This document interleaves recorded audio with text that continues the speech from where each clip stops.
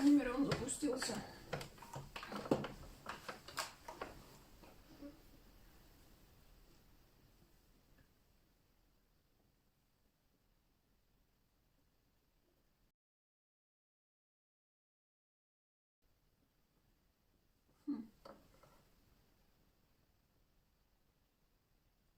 Ну вот, все ждали, и никого нет. Вот так вот.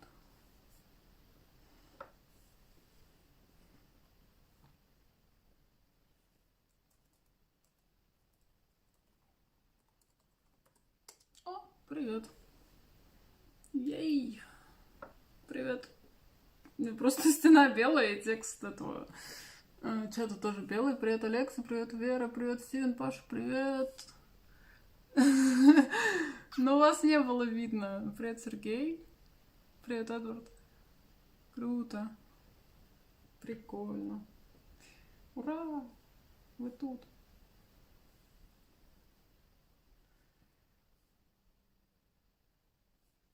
Так. Я еще вступлю.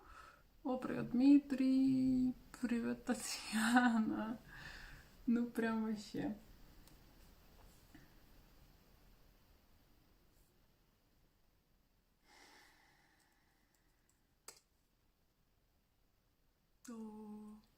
Всем привет. Я не знаю, просто что-то не хотела показывать, что вы тут есть сначала. А потом хопа, и все тут. Привет, АКС.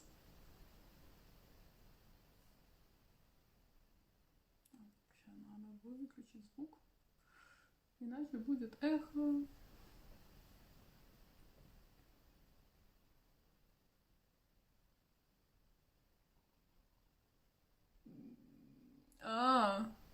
Оу. Так мне казалось, вы уже выбрали «Властелина колец».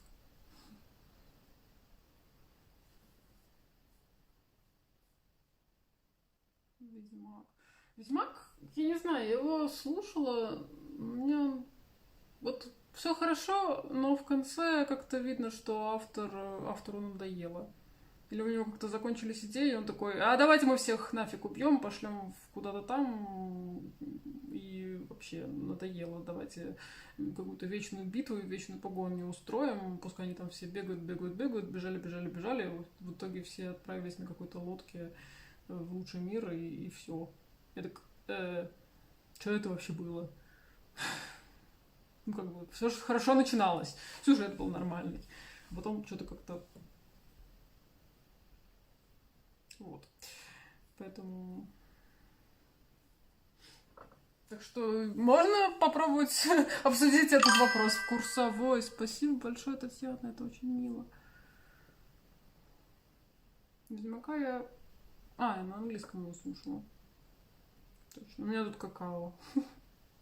Большое какао. Много какао со сливками, корицей и маршмеллоу. Да. Много сливок. О, Юля, добрый вечер. Прикольно. Я не уверен, что я осилю 3 главы, но попробую хотя бы 2. Или хотя бы одну. Ну нет, одну, я думаю, осилю. Насчет 3 не знаю. Ну что, поехали. 20:20, отличное время. Chapter 3. A short rest. They did not sing or tell stories that day, even though the weather improved, nor the next day, nor the day after. They had begun to feel that danger was not far away on either side. They camped under the stars. The horses had more to eat than they had. For there was plenty of grass, but there was not much in their bags, even with what they had got from the trolls. One morning, they forded a river with a wide, shallow place, full of the noise of stones and foam. The far bank was steep and slippery. When they got to the top of it, leading their ponies, they saw that the great mountains had marched down very near to them.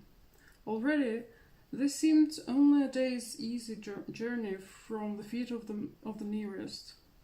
Dark and drear it looked, though there were patches of sunlight on its brown sides, and behind its shoulders the tips of snow peaks gleamed. "Is that the mountain?" asked Bilbo in his own voice, looking at it with round eyes. He had never seen a thing that looked so big before. "Of course not," said Balin. "That is only the beginning of the Misty Mountains, and we have got to get through or over or under those somehow before we can come into the Wilderland beyond. And it is a deal of a way, even from the other side of them to the Lonely Mountain in the east, where Smaug lies on our treasure." "Oh," said Bilbo, and just at the moment he felt more tired than he ever remembered feeling before. He was thinking once again of his comfortable chair before the fire in his favourite sitting room, in his Hobbit hole, and the kettle singing. Not for the last time. Now Gandalf led the way. "We must not miss the road, or we shall be done for," he said. "We need food, for one thing, and rest in reasonable safety. Also, it is very necessary to tackle the Misty Mountains by the proper path, or else you will get lost in them and have to come back and start at the beginning again, if you ever get back at all."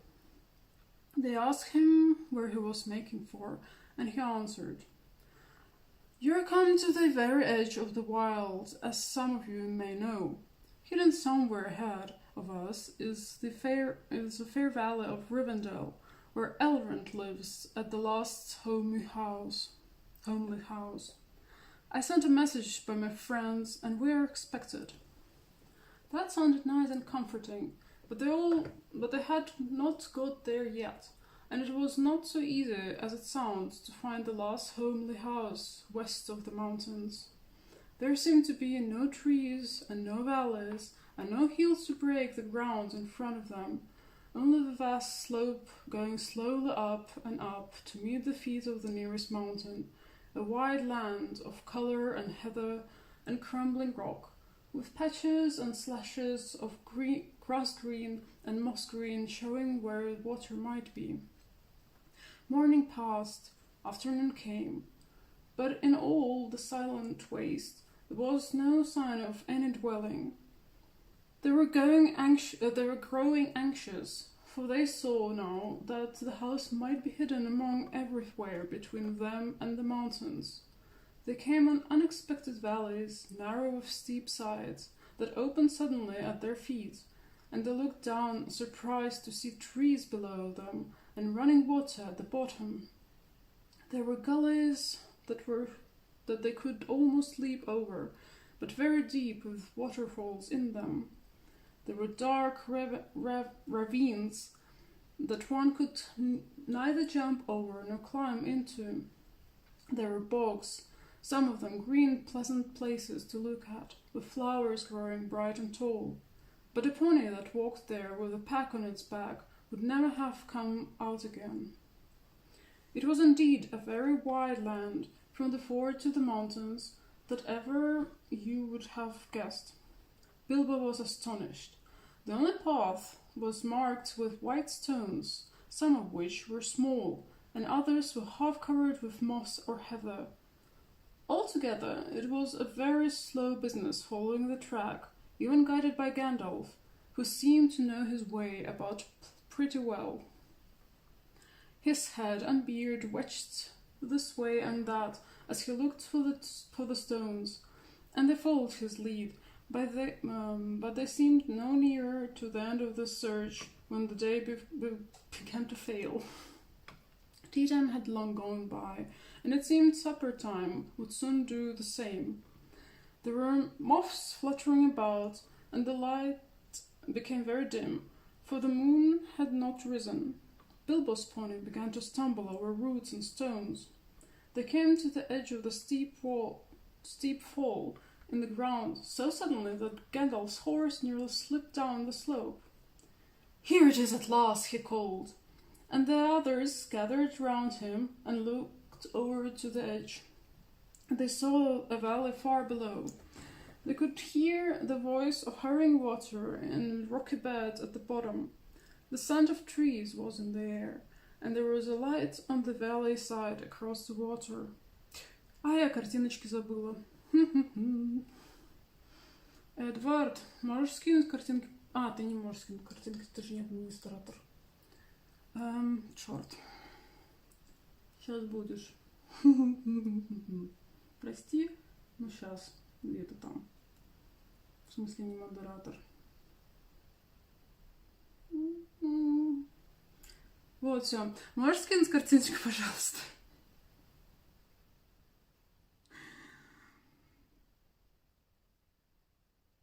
Вот. Подлянка, да? Bilbo never forgot the way they slithered and slipped in the dusk down the steep, zigzagging path into the secret valley of Rivendell. The air grew warmer as they got slower, and the smell of the pine trees made him drowsy, so that every now and again he nodded and nearly fell off, or bumped his nose on the pony's neck. Their spirits rose as they went down and down. The trees changed to beech, to oak, and there was a comfortable feeling in the twilight.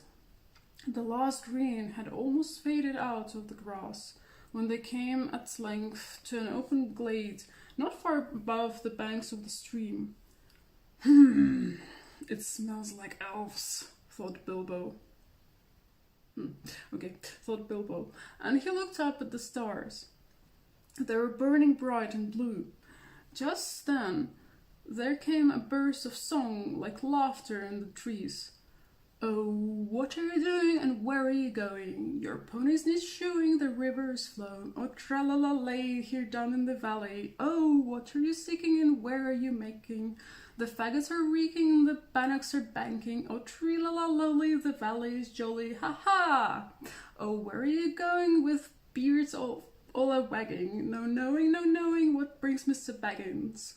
And Balin and Wallen down into the valley in June, ha-ha! Oh, will you be staying or will you be flying? Their ponies are straying, the daylight is dying. To fly would be folly, to stay would be jolly. And listen the dark till the end of the dark, and listen the hark till the end of the dark.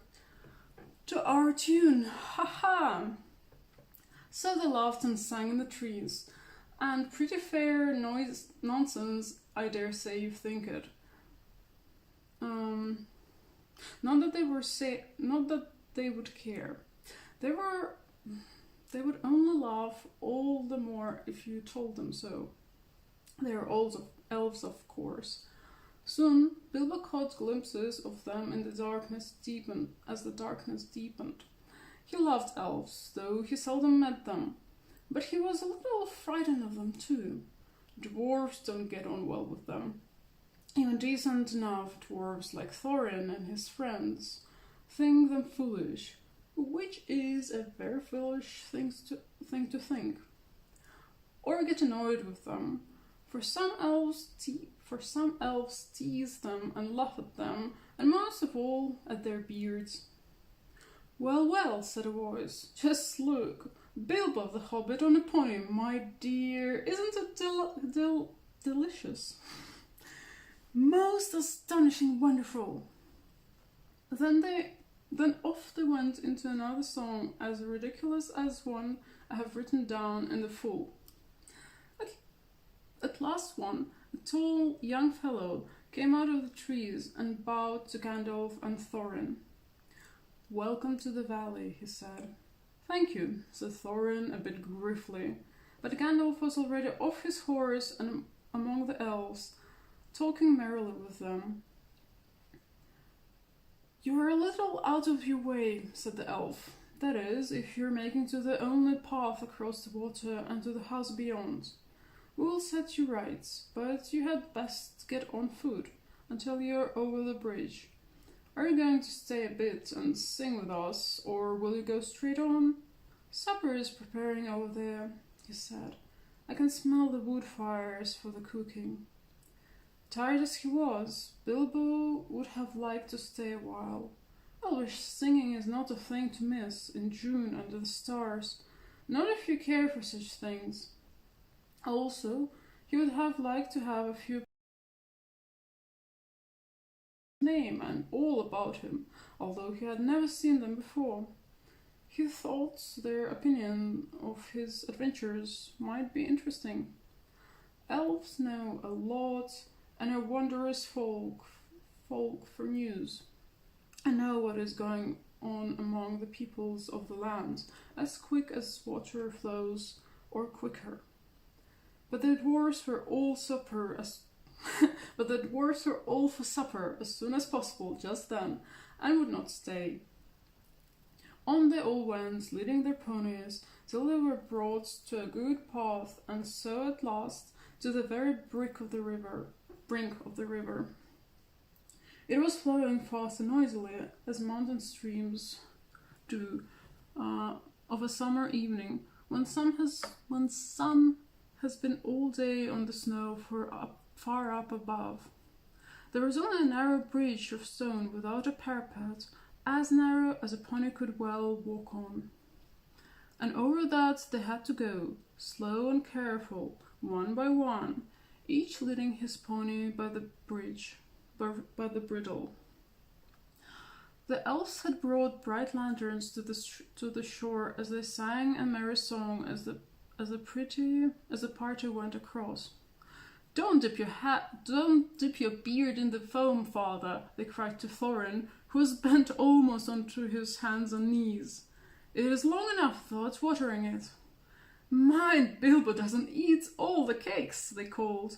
He's too fat to get through keyholes yet. Hush, hush, good people, and good night, said Gandalf, who came last. Valleys have ears, and some elves have over merry tongues. Good night. And so, at last, they came to the last homely house and found its doors flung wide. Песенка. Какаушка. А то я что-то нервничаю заметно, да?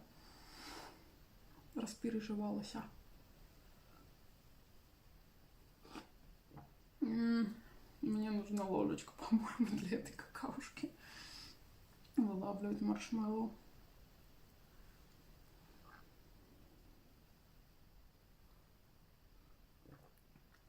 Что там с картинками?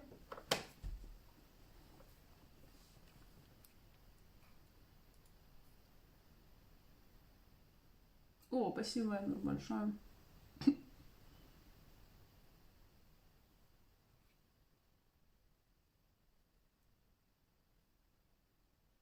Дима, день был очень насыщенный делами, я еще не все успела сделать, их еще надо сделать, выходные слишком короткие, дел слишком много, читать, у меня тут это... А завтра после работы я, скорее всего, приду слишком дохлая, чтобы читать, поэтому вот. Ну, сейчас вот какаушка, креслица. Еще раз какаушка. И, надеюсь, успокоюсь. Если я не утону в какаушке. Да. Ну ладно.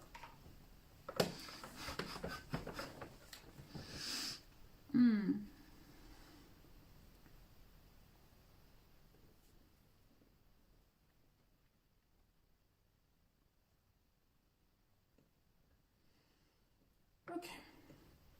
Now, it is a strange thing, but things that are good to have and days that are good to spend are soon told about, and not much to listen to, while things that are uncomfortable, palpitating, okay, and even gruesome, may make a good tale and take a deal of telling anyway. They stayed long in that good house, 14 days at least, and they found it hard to leave. Bilbo would gladly have stopped there forever and ever, even supposing a wish could have taken him right back to his hobbit hole without trouble. Yet there is little to tell about their stay. The master of the house was an elf friend, one of those people whose fathers came into the strange stories before the beginning of history. Сори, я сейчас задумалась, потому что вроде как я чуть не знала, что Элронд не чистокровный эльф. Ну, просто тут написано elf friends, то есть типа друг эльфов. Ну или дружеский эльф. Как хотите, так и понимаете. Ладно. The master of the house was an elf friend, one of those people whose fathers came into the strange stories before the beginning of history. The wars of the elves, the wars of the evil goblins and the elves and the first man in the north. In those days of our tale, there were still some people who had both elves and heroes on the north for ancestors, and Elrond the master of the house was their chief. Okay. He was as noble and as fair in face as an elf lord, as strong as a warrior, as wise as a wizard, as venerable as a king of dwarves, and as kind as summer. He comes into many tales, but his part in the story of Bilbo's great adventure is only a small one, though important, as you will see, if we ever get to the end of it. His house was perfect, whether you liked food or sleeping or work or storytelling or singing or just sitting and thinking best, or a pleasant mixture of them all. Evil things did not come into that valley. I wish I had time to tell you even a few of the tales or one or two of the songs that they heard in that house. All of them, the ponies as well, grew refreshed and strong in a few days there. Their clothes were mended as well as their bruises, their tempers and their hopes. Their bags were filled with food and provisions, light to carry but strong to bring them over the mountain passes. Their plans were improved with the best advice. So the time came to Midsummer Eve, and they were to go on again with the early sun of midsummer morning. Elrond knew all about runes of every kind. That day he looked at the swords that they had brought from the troll's lair, and he said, "These are not troll-made. They're old swords, very old swords, of the high elves of the west, my kin. They were made in Gondolin for the goblin wars. They must have come from a dragon's horde or goblin plunder, for dragons and goblins destroyed that city many ages ago. This Thorin, the rune's name Orcrist, the goblin's cleaver, in the ancient tongue of Gondolin. It was a famous blade, and this Gandalf was Glamdring, foehammer that the king of Gondolin once wore. Keep them well." "Whence did the trolls get them, I wonder," said Thorin, looking at his sword with new interest. "I could not say," said Elrond, "but one may guess that your trolls had plundered over plunderers, or came on the remnants of old robberies, or some hold of the mountains. In the mountains. I've heard that there are still forgotten treasures of old to be found in the deserted caverns in the mines of Moria since the dwarf and goblin war." Thorin pondered these words. "I will keep the sword in honor," he said. "May it soon cleave goblins once again." "A wish that is likely to be granted soon enough in the mountains," said Elrond. But show me now your map." He looked at it and gazed along at it, and he shook his head. For if he did not altogether approve of dwarfs and their love of gold, he hated dragons and their cruel wickedness, and he grieved to remember the ruin of the town of Dale in its merry bells, and the burnt banks of the bright river running. The moon was shining in a broad silver crescent. He held up the map, and the white light shone through it. "What is this?" he said.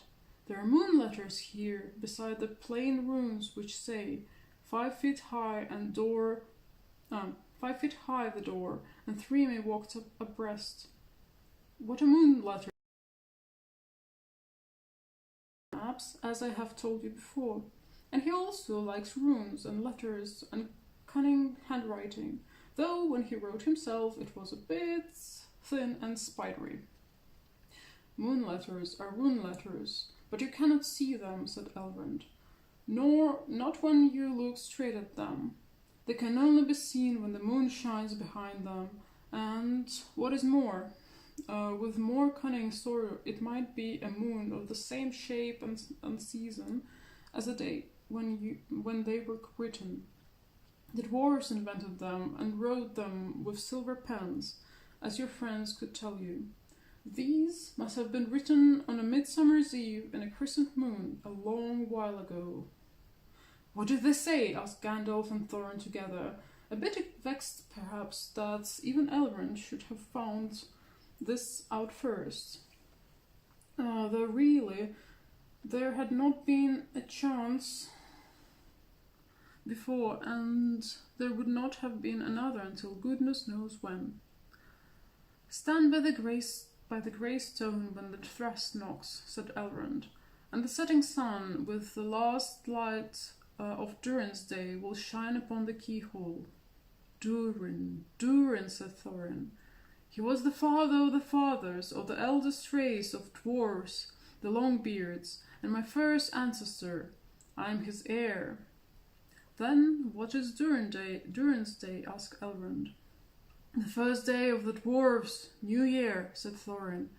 It is as all should know, the first day of the last moon of autumn, on the threshold of winter. We still call it Durin's Day when the last moon of autumn and the sun are in the sky together. But this will not help us much, I fear, for it passes our skill in these days to guess when such a time will come again. "That remains to be seen," said Gandalf. Is there any more writing?" "None to be seen by this moon," said Elrond, and he gave the map back to Thorin, and then they went down to the water to see the elves dance and sing upon the Midsummer's Eve. The next morning was Midsummer's morning, as fair and fresh as could be dreamed, blue sky and never a cloud, and the sun dancing on the water. Now they rode away amid songs of farewell and good speed, with their hearts ready for more adventure, and with the knowledge of the roads they must follow over to the misty mountains, to the land beyond. Yay! О, Татьяна, добрый вечер. Елена, добрый вечер. Сейчас почитаю, кто еще пришел.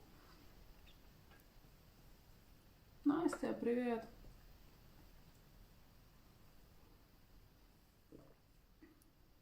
Баклажаны.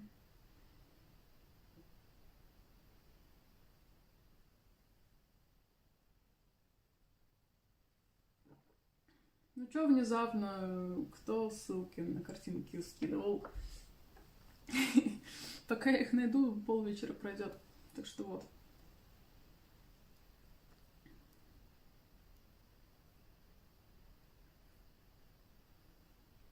Так, вроде особо ничего не пропустила. Татьяна, Юля, Алекса, Елена, Сергея, Кая, всех поприветствовал, Настю, Стивена, Пашу, если тот еще спать не ушел, Дмитрия. О, Анна. Вас пропустила. Окей.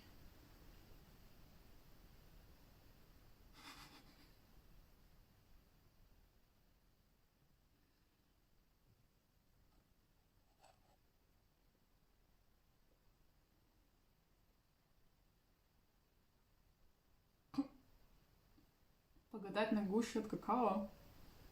Там, ну, там как бы нет гуще.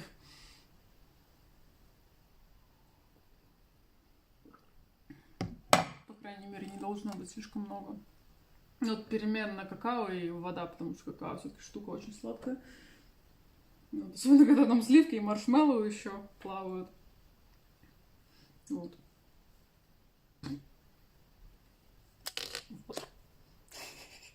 Розовенько, да.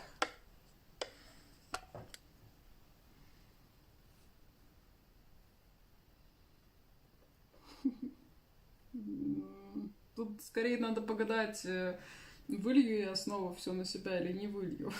Ваши ставки. Да. Надо, конечно, за ложечкой сходить, но мне же лень.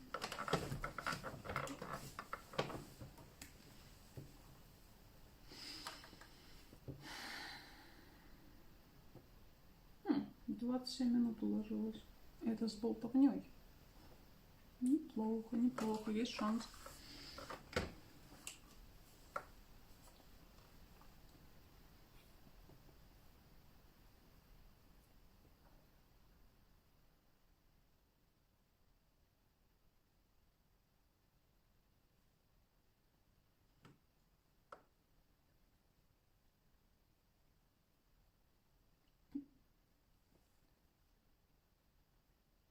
Погадать на маршмеллоу. Но опять-таки здесь два варианта. Захлебнусь, не захлебнусь. В смысле, вылью все на себя или не вылью все на себя. Потому что по-хорошему они должны быть маленькими. Но маленьких я не нашла.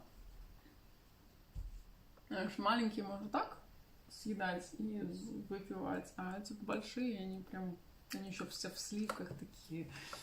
Там, в общем, месиво. Ладно. Chapter 4. 4. No. Over the hill and under the hill. There were many paths that led up into those mountains, and many passes over them. But most of the paths were cheats and deceptions, and led nowhere to bad ends. And most of the passes were infested by evil things and dreadful dangers. The dwarves and the hobbits, helped by the wise advice of Elrond and the knowledge of memory of Gandalf, took the right roads to the right paths.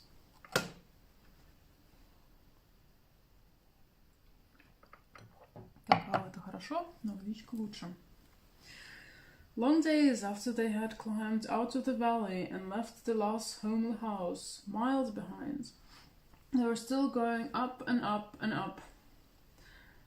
It was a hard path and a dangerous path, a crooked way into a lonely and the long. Now they could look back over the lands that they had left, laid out behind them far below, far, far away in the west, where things were blue and faint. Bilbo knew there lay his own country of safe and comfortable things, and his little hobbit hole. He shivered. It was getting bitter cold up here, and the wind came shrill among the rocks. Boulders, too, at times came galloping down the mountainsides, let loose by midday sun upon the snow, and passed among them, which was lucky, or over their heads, which was alarming. The nights were comfortless and chill, and they did not dare to sing or talk too loud, for the echoes were uncanny, and the silence seemed to dislike being broken, except with the noise of water and the wail of the winds and the crack of stone. The summer is getting on down below, thought Bilbo, and haymaking is going on and haymaking is going on, and picnics. They will be harvesting and blackberrying before we even begin to go down onto the other side of this rate at this rate. And the others were thinking equally gloomy thoughts, although when they had said goodbye to Elrond in the high hope of a midsummer morning, they had spoken gaily of the passage of the mountains, and their riding swift across the lands beyond. They had thought of coming to a secret door in the lonely mountain, perhaps... Ой, Герман, добрый вечер. У меня просто оповещение, и вот оно было громким. Спасибо большое за котика. Татьяна, спасибо, Герману, спасибо. Вот. Так.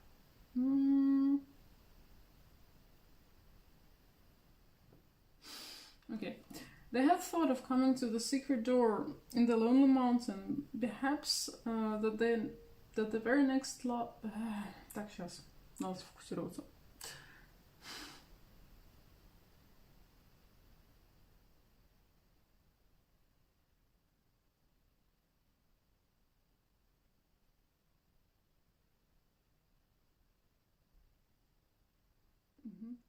Okay.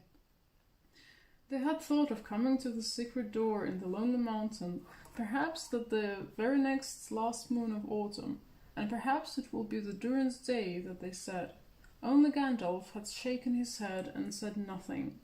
Dwarves had not passed that way for many years, but Gandalf had, and he knew how evil and danger had grown and thriven in the wilds, since the dragons have driven men from the lands, and the goblins had spread in secret after the battle of the mines of Moria.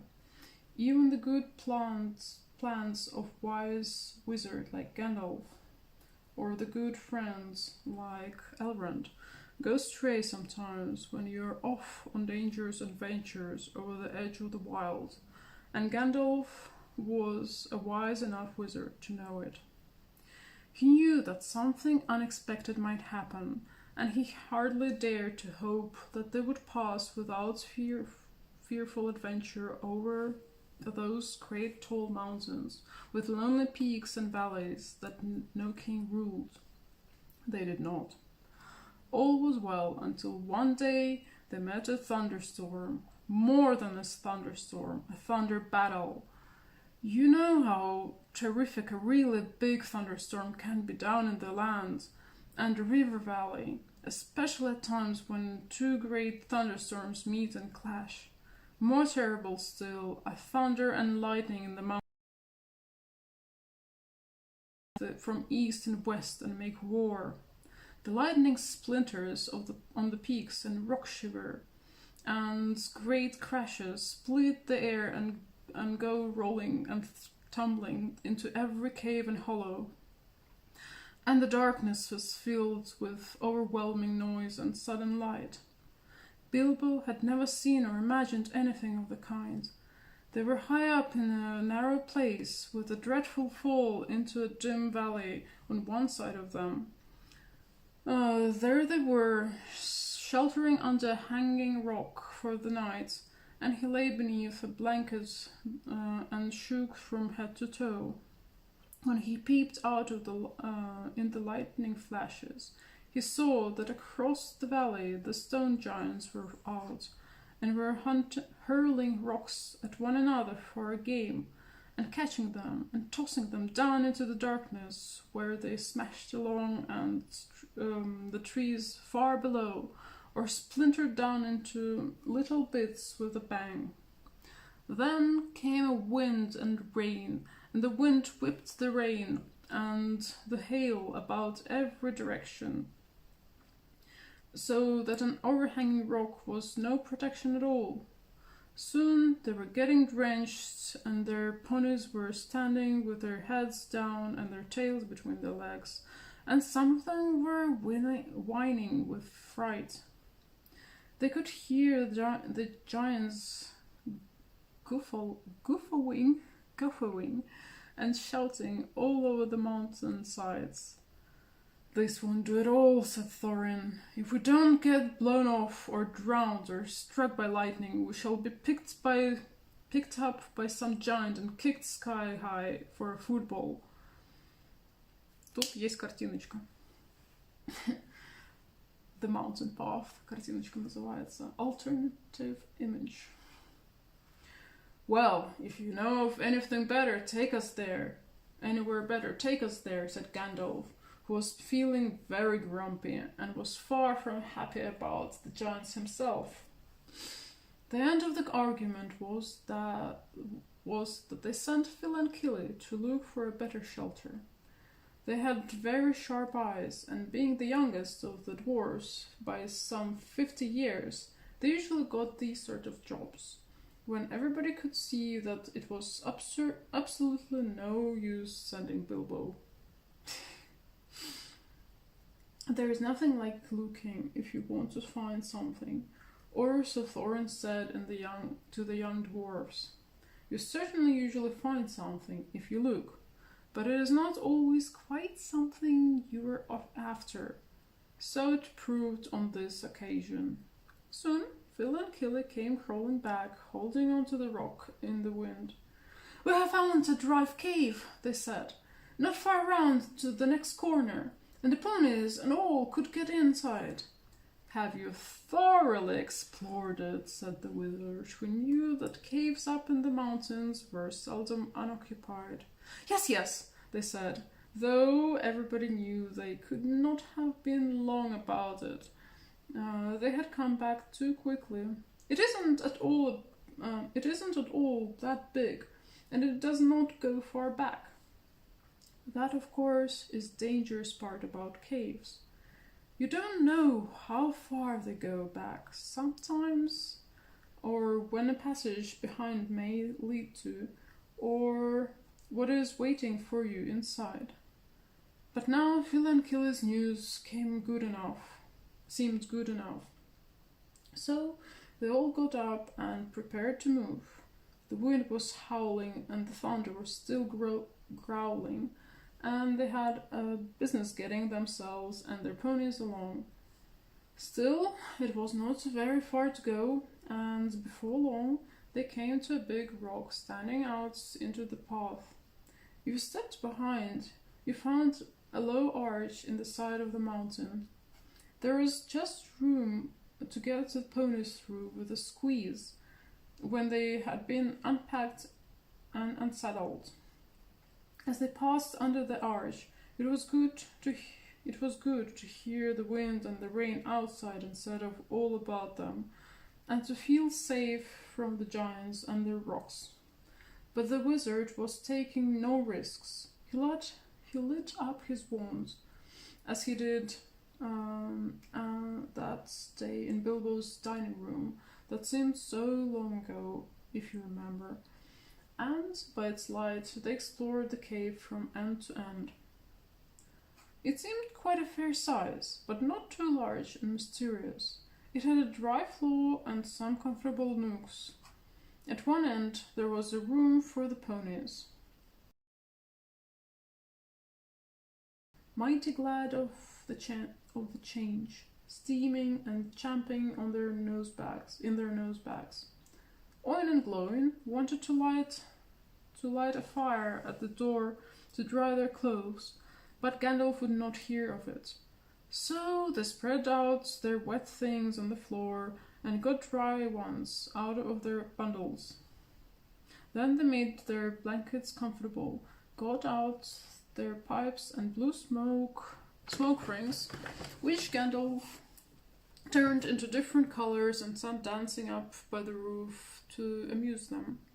They talked and forgot about the storm and discussed what each would do with his share of the treasure when they got it, which at the moment did not seem so impossible. And so they dropped off to sleep one by one. And that was the last time that they used their ponies. Packages, baggages, tools and paraphernalia that they had brought with them. It turned out a good thing that the night they had. It turned out a good thing that the night. That night. Sorry. It turned out a good thing that night that they had brought little Bilbo with them, after all. For somehow he could not go to sleep for a long while, and when he did sleep, he had very nasty dreams. He dreamed that a crack in the wall at the back of the cave got bigger and bigger and opened wide and wider, and he was very afraid, but could not call out or do anything but lie and look. Then he dreamed that the floor of the cave was giving way, and he was slipping, beginning to fall down, goodness knows where to. At that he woke up with a horrible start and found that part of his dream was true. A crack had opened in the back of the cave, and was already a wide passage. He was just in time to see the last of the pony's tail disappearing into it. Of course, he gave a very loud yell, as loud a yell as a hobbit can give, which is surprising for their size. Out jumped the goblins, big goblins, great, ugly-looking goblins, lots of goblins, before you could say rocks and blocks. There were 6 to each dwarf at least, and 2 even for Bilbo. And they were all grabbed and carried through the crack before you could say Tinder and Flint, but not Gandalf. Bilbo's yell had done that much good. It had wakened him up wide in a splintered second, and when goblins came to grab him, there was a terrific flash like lightning in the cave, a smell like gunpowder, and several of them fell dead. The crack closed with a snap, and Bilbo and the dwarfs were on the wrong side of it. Where was Gandalf? Of that neither they nor the goblins had any idea, and the goblins did not wait to find out. They seized Bilbo and the dwarfs and hurried them along. It was deep, deep dark, such as only goblins that have taken to living in the heart of the mountains can see through. The passages there were crossed and tangled in all directions, but the goblins knew their way as well as you do to the nearest post office. Very rough and pinched unmercifully. To the nearest post office, and the way went down, and it was most horribly stuffy. The goblins were very rough and pinched unmercifully, and chuckled and laughed in their horrible stony voices. And Bilbo was more unhappy even than when the troll had picked him up by his toes. He wished again and again for his nice, bright hobbit hole, not for the last time. Now there came a glimmer of a red light before them. The goblins began to sing or croak, keeping time with a flap of their flat feet on the stone, and shaking their prisoners as well. Clap, snap, the black crack, grip, grab, pinch, snap, and down to the goblin town you go, my lad. Clash, crash, crush, smash, hammer and tongs, knocker and gongs, pound, pound for underground, ho-ho, my lad, swish, smack, whip, crack. Я теперь знаю, кто хип-хоп изобрел. Спасибо, Малик, ты котик. Hammer and tongs, knocker and gongs, pound, pound for underground, ho-ho, my lad, swish, smack, whip, crack, batter and beat, yammer and bleed, work, nor dare shrink. While goblins squall, the goblins laugh, round and round the underground, below, my lad. Ну точно. Вот кто рэп изобрел, и хип-хоп, и так далее. Гоблины.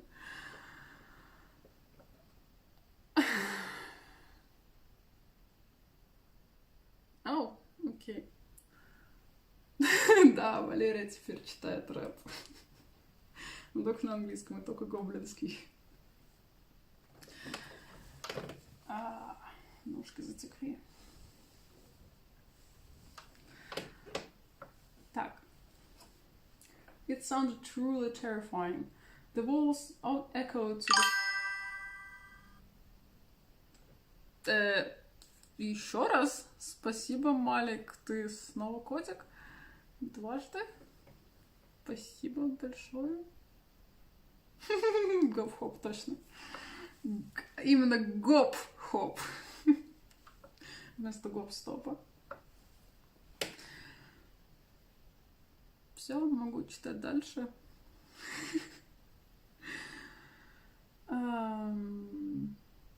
Так. It sounded truly terrifying. The walls echoed at the clap and snap and the crush smash, and to the ugly laughter of the ho ho, my lad. The general meaning of the song was only too plain. For now the goblins took out whips and whipped them with swish smack, and set them running as fast as they could in front of them. And more than one of the dwarves were already yammering and bleating like anything. В смысле? Это третий раз? Третий котик? Или у меня что-то заело? Спасибо большое. Роман, здравствуйте. Я вас раньше не видела, себя приветствую. Спасибо еще раз. Малик, снова котик. Я поняла, ты просто хочешь 3 раза услышать, что ты котик. Так. Котик-саботер. Ладно. Пам-пам-пам-пам. Так. Okay. And set them running as fast as they could in front of them. And more than one of the dwarves were already yammering and bleating like anything when they stumbled into a big cavern. It was lit by a great red fire in the middle, and by torches along the walls, and it was full of goblins. They all laughed and stamped and clapped their hands when the dwarves, with the poor little Bilbo at the back of the nearest to the whip, came running in, while the goblin dwarfs while the goblin drivers whooped and cracked their whips behind.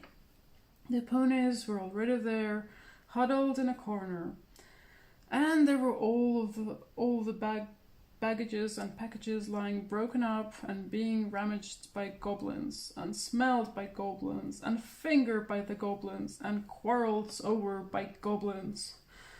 I am afraid that was the last they ever saw of their excellent little ponies, including a jolly sturdy little wild fellow that Elrond had lent to Gandalf, since his horse was not suitable for the mountain paths. For goblins eat horses and ponies and donkeys and other much more dreadful things, and they're always hungry. Just now, however, the prisoners were thinking only of themselves. The goblins chained their hands behind their backs and linked them all together in a line, and dragged them to the far end of the cavern with little Bilbo tugging at the end of the rope. There in the shadows, on a large flat stone, sat a tremendous goblin with a huge head, and armed goblins were standing round him, carrying the axes and the bent swords that they use. Now, goblins are cruel, wicked, and bad-hearted.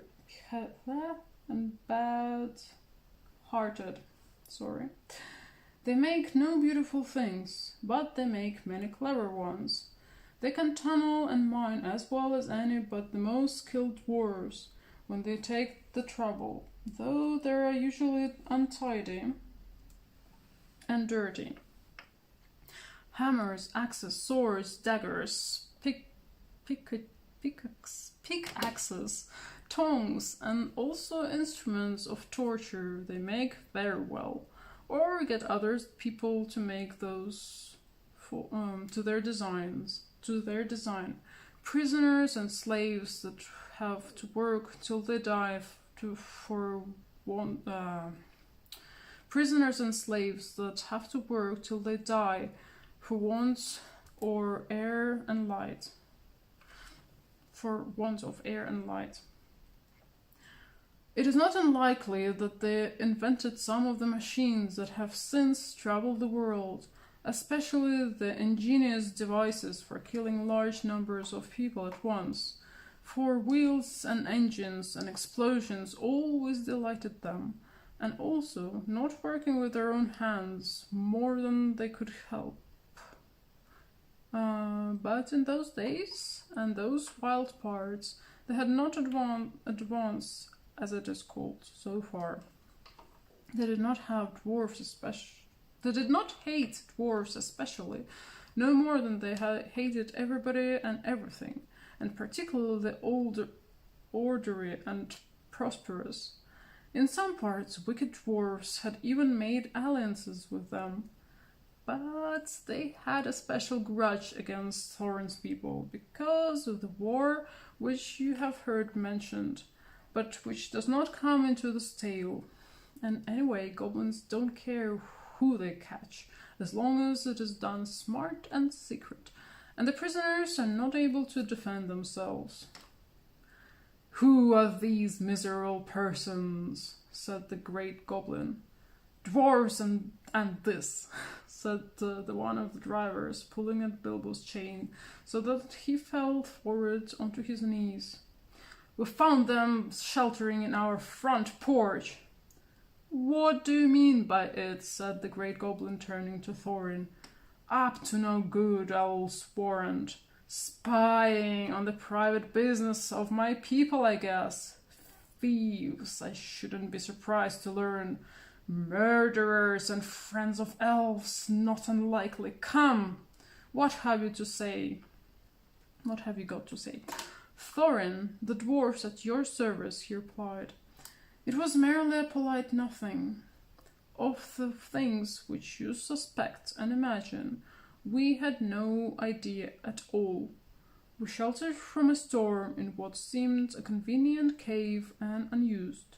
Nothing was further from our thoughts than inconveniencing goblins in any way whatever." That was true enough. Said the great goblin. "So you say. Might I ask what you were doing up in the mountains at all, and where you were coming from, and where were you going to? In fact, I should like to know all about you. Not that it will do you much good, Thorin Oakenshield.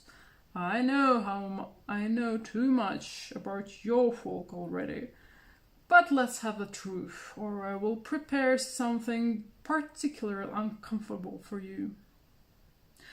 "We were on a journey to visit our relatives, our nephews and nieces, and first, second, and third cousins, and the other descendants of our grandfathers, who live on the east side of these truly hospitable mountains," said Thorin, not quite knowing what to say at all, once in a moment, when obviously the exact truth would not do at all. "He's a liar, a truly tremendous one," said one of the drivers. "Several of our people were struck by lightning in the cave when we invited these creatures to come below, and they are as dead as stones.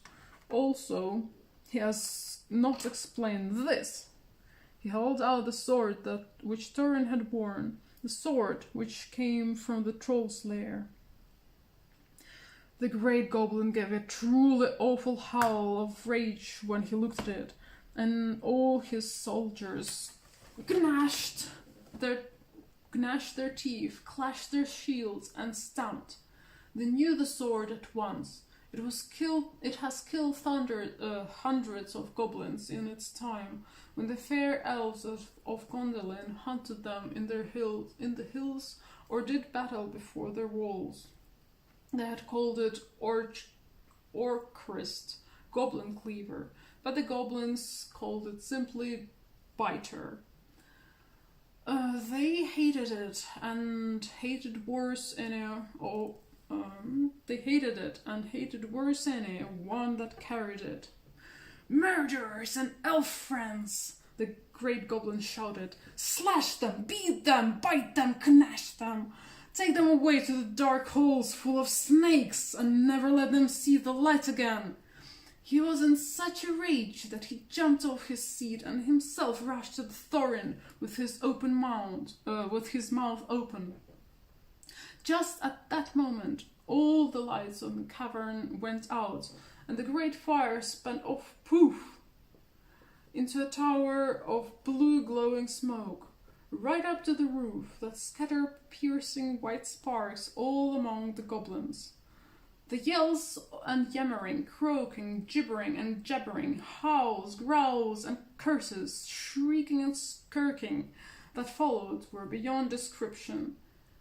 Several hundred wild cats and wolves being roasted slowly alive together would not have compared with it.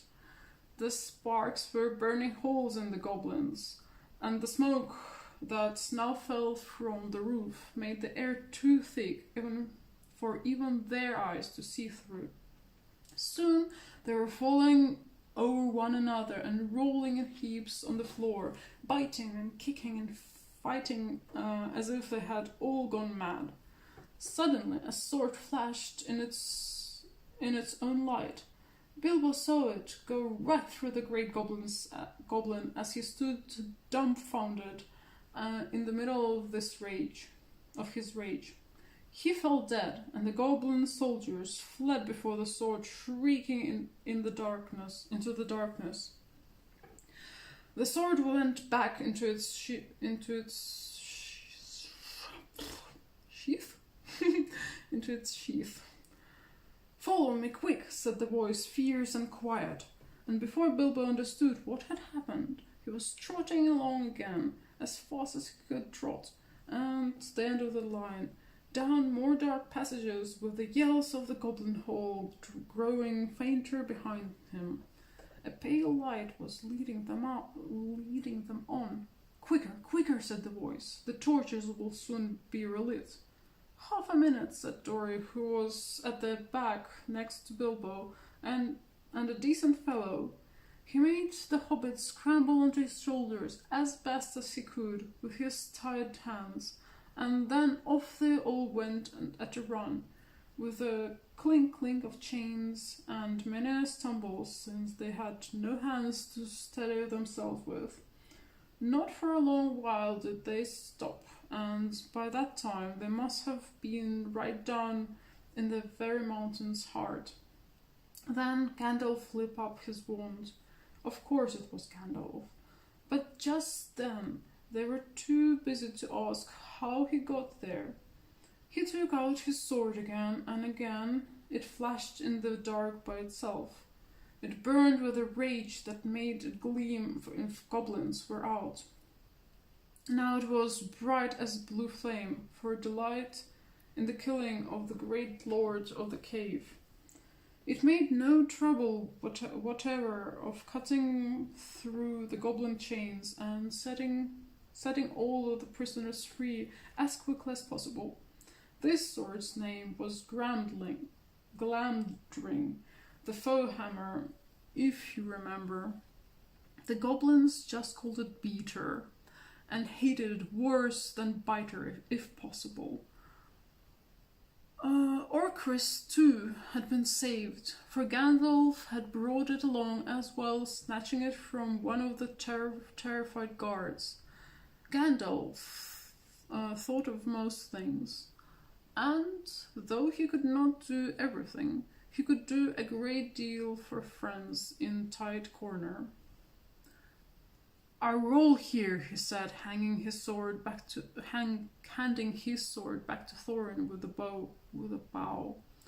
"Let me see. 1, that's Thorin. 2, 3, 4, 5, 6, 7, 8, 9, 10, 11. Where are Phil and Killy? Here they are. 12, 13, and here's Mr. Baggins, 14. Well, it might be worse, and then again, it might be a good deal better. No ponies and no food and no knowing quite where we are, and hoarders of angry goblins just behind. On we go. On they went. Gandalf was quite right. They began to hear goblin noises and horrible cries far behind in the passages they had come through.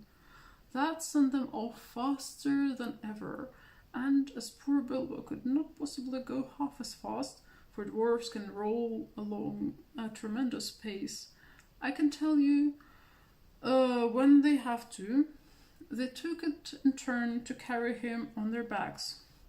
Still, goblins go faster than dwarves, and these goblins knew the way better. They had made these paths themselves, and they're madly angry, so that do what they could, the dwarves heard the cries and howls getting closer and closer. Soon they could hear even the flap of the goblins' feet, many, many feet, which seemed only just round the last corner. The blink of red torches could be seen behind them in the tunnel they were following, and they were getting deadly tired. Why, oh why did I ever leave my hobbit hole? Said poor Mr. Baggins, bumping up and down on Bomber's back. Why, oh why did I ever bring a wretched little hobbit on a treasure hunt? Said poor Bumper, who was fat and staggered along with the sweat dripping down his nose in his heat and terror. At this point Gandalf fell behind, and Thorin with him. They turned a sharp corner. "About turn," he shouted. "Draw your sword, Thorin." There was nothing else to be done, and the goblins did not like it. They came scattering around the corner in full cry, and found Goblin Cleaver and Foehammer shining cold and bright right in their astonished eyes. The ones in the front dropped their torches and gave one yell before they were killed. The others behind yelled still more and leaped back, knocking over those that were running after them. "Biter and beater!" they shrieked, and soon they were all in confusion, and most of them were hustling back the way they had come. It was quite a long while before any of them dared to turn that corner. By that time, the dwarves had gone on again, a long, long way on into the dark tunnels of the goblins' realm. When the goblins discovered that, they put out their torches, and they slipped on soft shoes, and they chose out their very quickest runners with the sharpest ears and eyes. These ran forward, as swift as weasels in the dark, and with hardly any more noise than bats. That is why neither Bilbo, nor the dwarves, nor even Gandalf heard them coming, nor did they see them, but they were seen by the goblins that ran silently up behind. For Gandalf was letting his wand give out a faint light to help the dwarves as they went along. Quite suddenly, Dory, now at the back again carrying Bilbo, was grabbed from behind in the dark. She shouted and fell, and the hobbit rolled off his shoulders into the blackness, bumped his head on the hard rock, and remembered nothing more. Pam pam pam. У нас закончилась глава 4. 5. Riddles in the Dark. Я сейчас посмотрю, сколько она по страницам.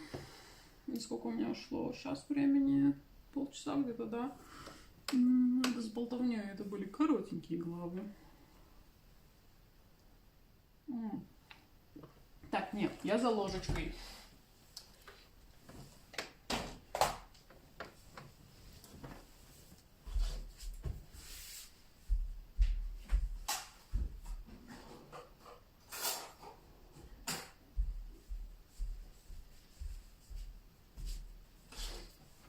Следующая глава с Шмыгой. Озвучивать Шмыгу будет очень весело. И я, честно, не тренировалась.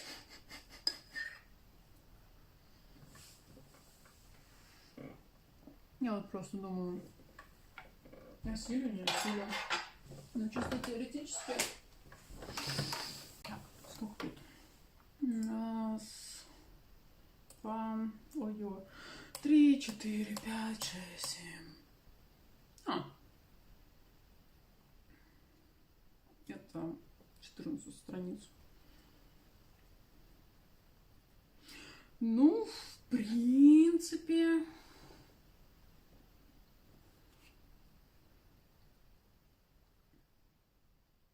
Нет, кстати, какая тепленькая. Там пенка образовалась. Но она не холодная, но и не горячая. Приятная температура. Там же пенка.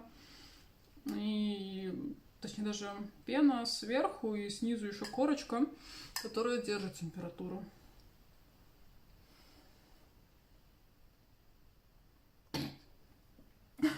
Алекса, я бы тебе прислала еще пару стаканчиков из-под йогурта. Но, блин, я думаю, к тому моменту, как они дойдут, ты уже новые купишь. Ужас, ужас, паника, катастрофа, действительно.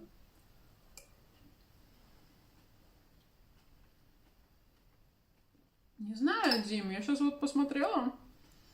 Ну вот. Раз, два, три, 4, 5, 6, 7, 8. Что? Как так? Как я считала? Еще раз. Раз, два, 3, 4, 5, 6, 7, 8. Окей, 8, то есть 16. Ну, не знаю.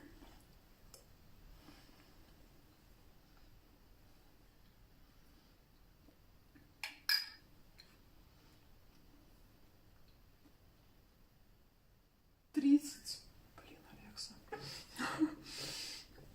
Ну да, много.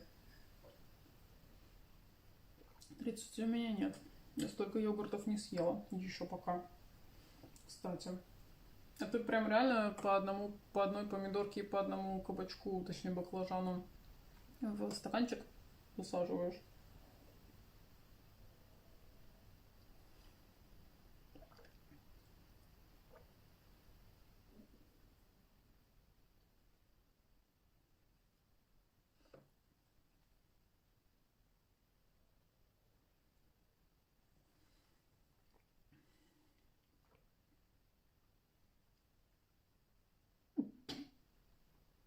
Окей. Всего лишь 200 помидорок, подумаешь. О, Елен, привет. В смысле, Елен. Ну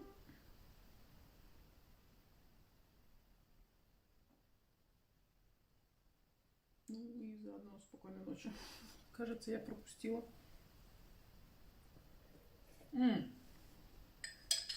Кстати, да, точно, я забыла ссылку в описании при...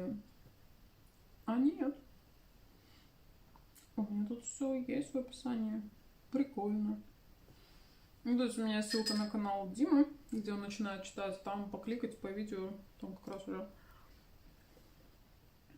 Я вообще забыла про описание. Это хорошо, что оно автоматически сохранилось.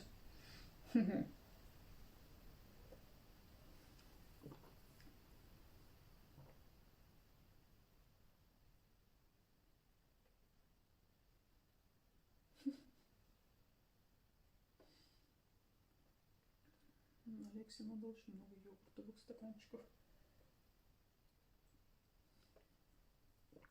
Самое смешное сегодня, точнее вчера. Ой, Ева, привет. Как раз выкинула, ну не выкинула, они все еще здесь. Но отправила в ресайклинг 2 микрогоршочка, которые тоже подумала, Алексе бы пригодились, ну или мне бы, наверное, пригодились. Точнее, мне бы не пригодились, потому что я хочу их сразу в большие посадить. Потому что мне как-то не очень нравится сначала из совсем маленьких пересаживать в чуть побольше, а потом еще в большие. Пускай уж сразу заполоняют весь горшок большой какой-нибудь. Да. И опять-таки я послала, но пока они дойдут, ты там уже успеешь все, что нужно приобрести.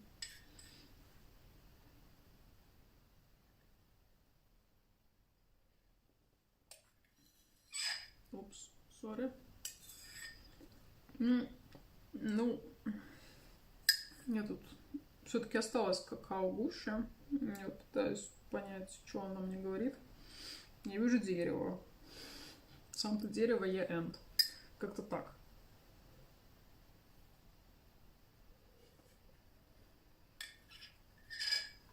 Сори.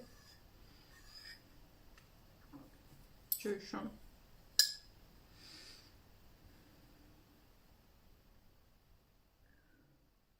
Человечка вижу. Прикольно.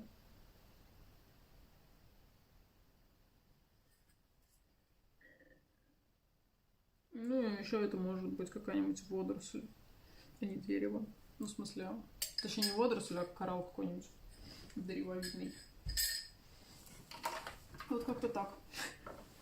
Нагадала.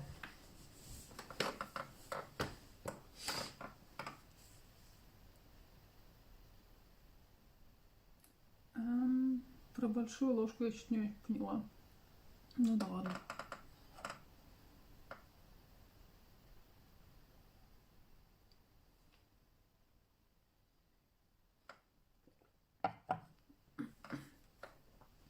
Кстати, до сих пор. Хотя я их...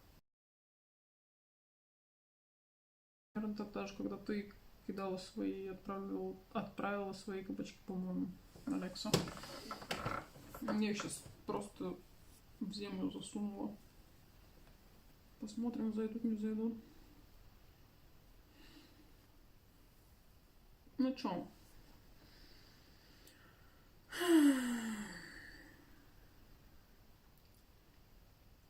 Chapter 5. Riddles in the Dark. Okay. When Bilbo opened his eyes, he wondered if he had, for it was just as dark as with them shut. No one was anywhere near him. Just imagine his fright. He could hear nothing, see nothing, and he could feel nothing except the stone of the floor. Very slowly he got up and groped about on the floor till he touched the wall and groped about on the old... Так, сейчас. Very slowly he got up and groped about on all fours till he touched the wall of the tunnel. But neither up nor down could he find anything. Nothing at all. No sign of goblins, no sign of dwarves.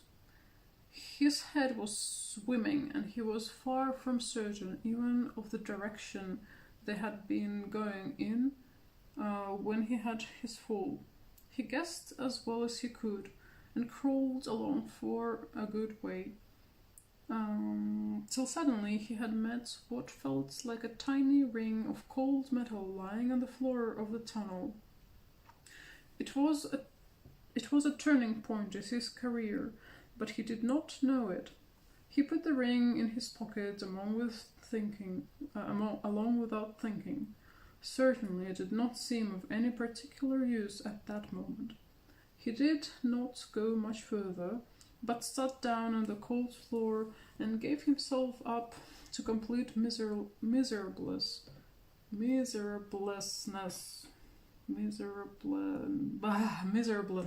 Господи. For a long while. Ну, типа, сел на камень и начал причитать. Вот. He thought of himself frying bacon and eggs in his own kitchen at home, for he could feel inside that it was high time for some meal or other, but that only made him miserabler. Вот почему нельзя было сказать more miserable? Нет, miserabler. Okay. He could not think what to do, nor could he think what had happened, or why he had been left behind, or why, if he had been left behind, the goblins had not caught him, or even why his head was so sore. The truth was, he had been lying quiet, out of sight, and out of mind, in a very dark corner for a long while. After some time he felt for his pipe. It was not broken, and that was something. Then he felt for his pouch, and there was some tobacco in it, and that was something more. Then he felt for matches, and he could not find any at all, and that shattered his hopes completely. Just as well for him as he agreed when he came to his senses. Goodness knows what the striking of matches and the smell of tobacco would have brought on him out of the dark holes in that horrible place. Still, at that moment, he felt very crushed. But in slapping all his pockets and feeling all around himself for matches, his hand came on the hilt of his little sword, the little dagger that he got from the trolls, and that he had quite forgotten. Nor, fortunately, had the goblins noticed it, as he wore it inside his breeches. Now he drew it out. It shone pale and dim before his eyes. So it is an elvish blade, too, he thought, and goblins are not very near, and yet not far enough. But somehow he was comforted. It was rather splendid to be wearing a blade made in Gondolin for the Goblin Wars, and with of which so many songs had sung. And also, he had noticed that such weapons made a great impression on goblins, and on goblins that came upon them suddenly. Go back, he thought, no good at all. Go sideways, impossible. Go forward, only thing to do. On we go. So up he got and trotted along with his little sword held in front of him, and one hand feeling the wall, and his heart all of a patter and a pitter.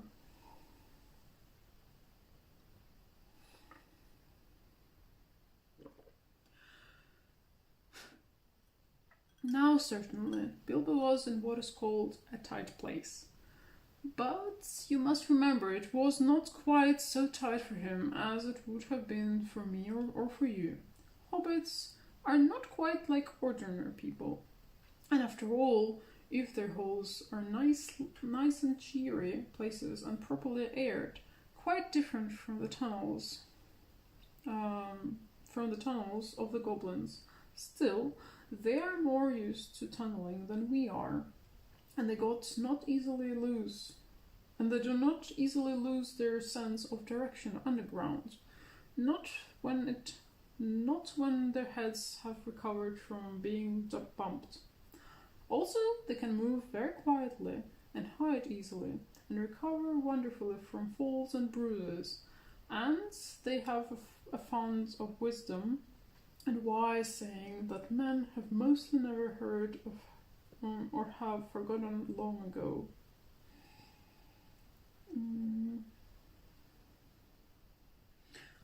I should not have liked to have been in Mr. Baggins' place all the same. The tunnel seemed to have no end. All he knew was that it was still going down pretty steadily and keeping in the same direction in spite of a twist and a turn or two. There were passages leading off to the side of every now and then, as he knew by the glimmer of his sword, or could feel with his hand on the wall. Of these he took no notice, except to hurry past for fear of goblins, and half imagined dark things coming out of them. On and on he went, and down, and still he heard no sign of anything except the occasional whir of a bat by his ear, which startled him at first, till they became too frequent to bother about. I do not know how long he kept on like this, hating to go on, not daring to stop, on, until he was tireder than tired. It seemed like all the way to tomorrow, and over it to the days beyond. Suddenly, without any warning, he trotted splash into water. Ugh! It was icy cold. That pulled him up sharp and short. He did not know. Ой. О, нормально стоит. Ой. Что? Что произошло? Лол. Окей.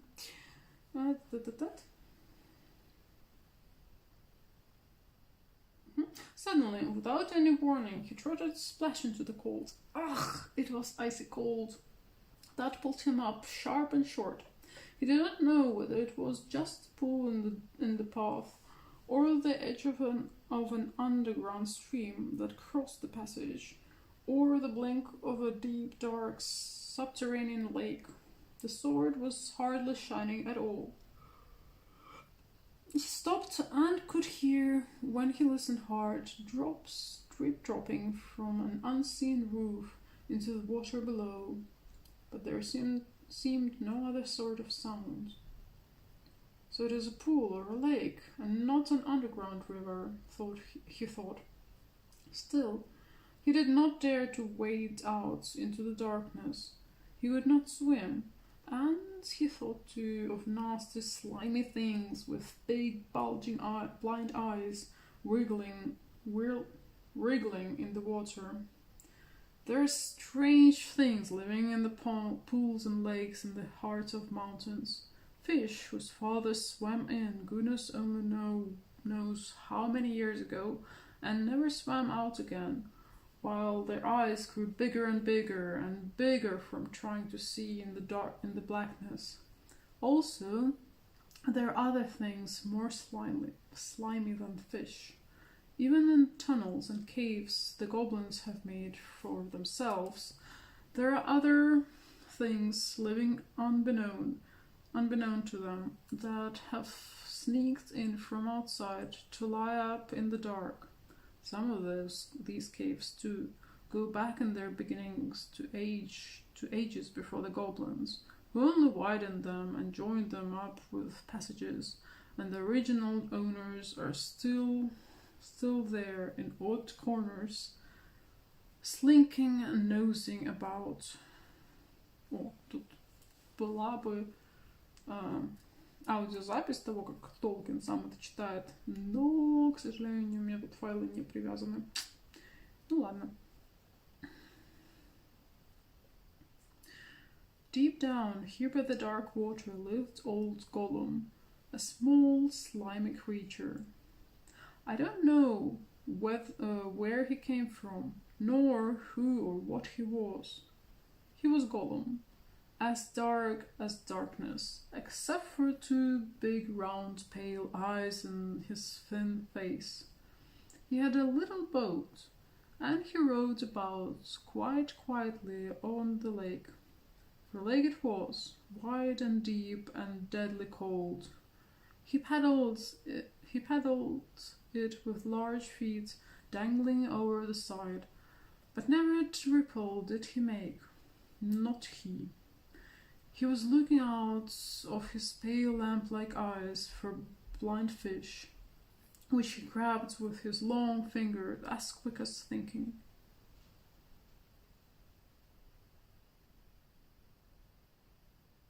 Ага. У меня кто-то крадется.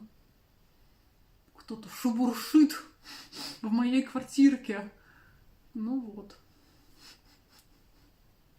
Не надо мне тут шебуршать, я и так про Голлума читаю. Ладно.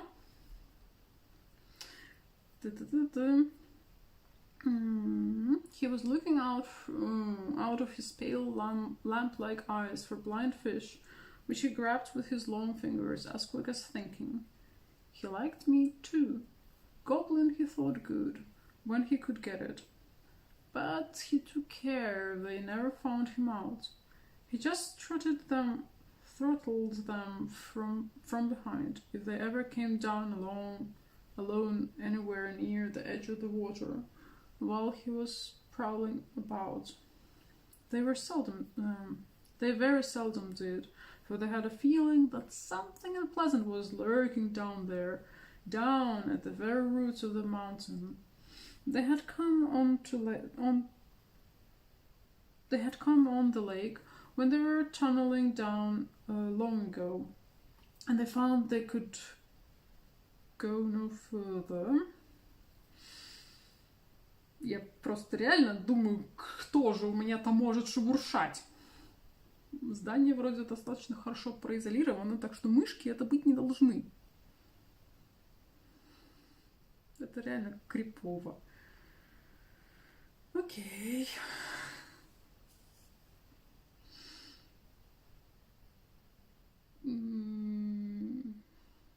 Так. And they had come onto the lake when they were tumbling down long ago, and they found they could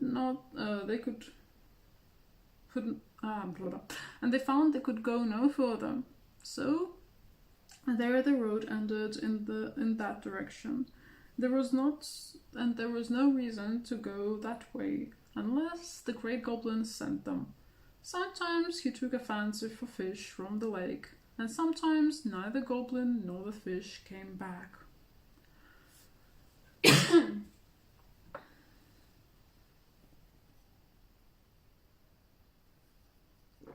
There be monsters in my apartment. Actually, Gollum lived on a slimy island of rock in the middle of the lake. He was watching Bilbo now from the distance with his pale eyes like telescopes. Bilbo could not see him, but he was wondering a lot about Bilbo, for he could see that he was no goblin at all. Gollum got into his boat and shot off from the island, while Bilbo was sitting on the brink altogether flummoxed and at the end of his way and his wits. Sorry. Suddenly, up came Gollum and whispered and hissed. "Bless us and splash us, my precious. I guess it's a choice feast. And last, a tasty morsel it made us, Gollum." And when he said Gollum, he made a horrible swallowing noise in his throat. Okay. That is how he got his name, though he always called himself my precious. The Hobbit jumped nearly out of his skin when the hiss came in his ears, and he suddenly saw the pale eyes sticking out at him. "Who are you?" he said, thrashing his dagger in front of him. "What is he, my precious?" whispered Gollum, who always spoke to himself, though never having anyone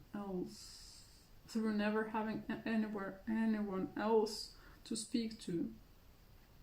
This is what he had come to find out, for he was not really very hungry at that moment, only curious. Otherwise he would have grabbed first and whispered afterwards. I am Mr.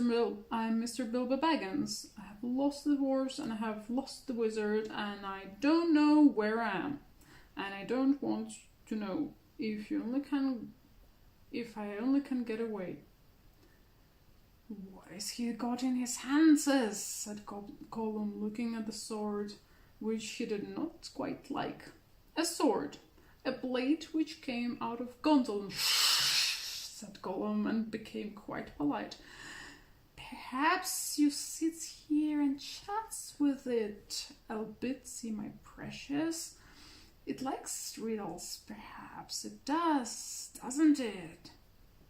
He was anxious to appear friendly, at any rate for the moment, and until he found out more about the sword and the Hobbit, whether he was quite alone really, whether he was good to eat, and whether Gollum was really hungry. Riddles were all he could think of. Asking them and sometimes guessing them, asking them and sometimes guessing them had been the only game he had ever played with other funny creatures sitting in their holes in the long, long ago, before he lost all his friends and was driven away alone and crept down into the dark under the mountains. Very well, said Bilbo, who was anxious to agree until he found out more about the creature, whether he was quite alone, whether he was fierce or hungry, and whether he was a friend of the goblins. You ask first, he said, because he had not had time to think of the riddle. So Gollum hissed. What has roots and nose and what has roots as nobody sees, is taller than trees, up it goes, and yet never grows. Easy, said Bilbo. Mountain, I suppose. Does it get easy? It must have a competition with us, my precious.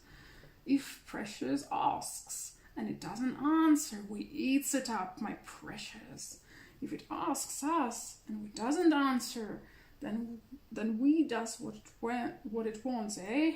We showed it the way out, yes. All right, said Bilbo, not daring to disagree, and nearly bursting his brain to think of riddles that could save him from being eaten. 30 white horses on a red hill. First they jump, then they stamp, then they stand still. That was all he could think of to ask. The idea of eating was rather on his mind. It was rather an old one, too. There's the question. And Gollum knew the answer as well as you do. Chestnuts, he hissed. Teeth, my precious. But we only have 6. Then he asks his second. Voiceless it cries, wingless it flutters, toothless it bites, mouthless mutters. Half a moment, cried Bilbo, who was still thinking uncomfortably about eating. Fortunately, he had once heard something rather like this before, and getting his wits back, he thought of the answer. Wind, of course, he said, and he was so pleased that he made up one on the spot. This'll puzzle nasty little underground creature, he thought. An eye in a blue face saw an eye in a green face. That eye is like that eye is like to this eye, said the first eye, but in low place, not in high place. Shh, said Gollum. He had been underground for a long, long time, and was forgetting this sort of thing. But just as Bilbo was beginning to hope that the wretch would not be able to answer, Gollum brought up memories of ages and ages and ages before, when he lived with his grandmother in a hole in a bank by the river. Shh, my precious, he said. Son of the daisies, it means, it does. But these ordinary above-ground, everyday sort of riddles were tiring for him. Also, they reminded him of days when he had been less lonely and sneaky and nasty, and that put him out of temper. What is more, they made him hungry. So this time he tried something a bit more difficult and more unpleasant. It cannot be seen, cannot be felt, cannot be heard, cannot be smelled. It lies behind stars and under hills, and empty holes it fills. It comes first and follows after, ends life, kills laughter. Unfortunately for Gollum, Bilbo had heard that sort of thing before, and the answer was all around him anyway. Dark, he said, without even scratching his head or putting on his thinking cap. A box without hinger. A box without hinges, key or lid, yet golden treasures inside it is hid. He asked to gain time until he could think of a really hard one. This he thought a dreadful easy chestnut, though he had not asked it in the usual words. But it proved a nasty poser for Gollum. He hissed to himself, and still he did not answer. He whispered and spluttered. After some while, Bilbo became impatient. "Well, what is it?" he said. "The answer is not the kettle boiling over, as you seem to think." The answer is not a kettle boiling over, as you seem to think from the noise you're making. "Give us a chance! Let it give us a chance, my precious." "Well," said Bilbo after giving him a long chance, "what about your guess?" But suddenly Gollum remembered thieving from nests long ago and sitting under the river bank, teaching his grandmother to suck eggs. Sorry, he hissed, "Eggs it is!" Then he asked, "A life without breath, as cold as death, never thirsty, never drinking, all in mail, never clinking." He also, in his turn, thought this was a dreadfully easy one, because he was always thinking of the answer. But he could not remember anything better at that moment. He was so flustered by the egg question. All the same, it was a poser for poor Bilbo, who never had anything to do with the water if he could help it.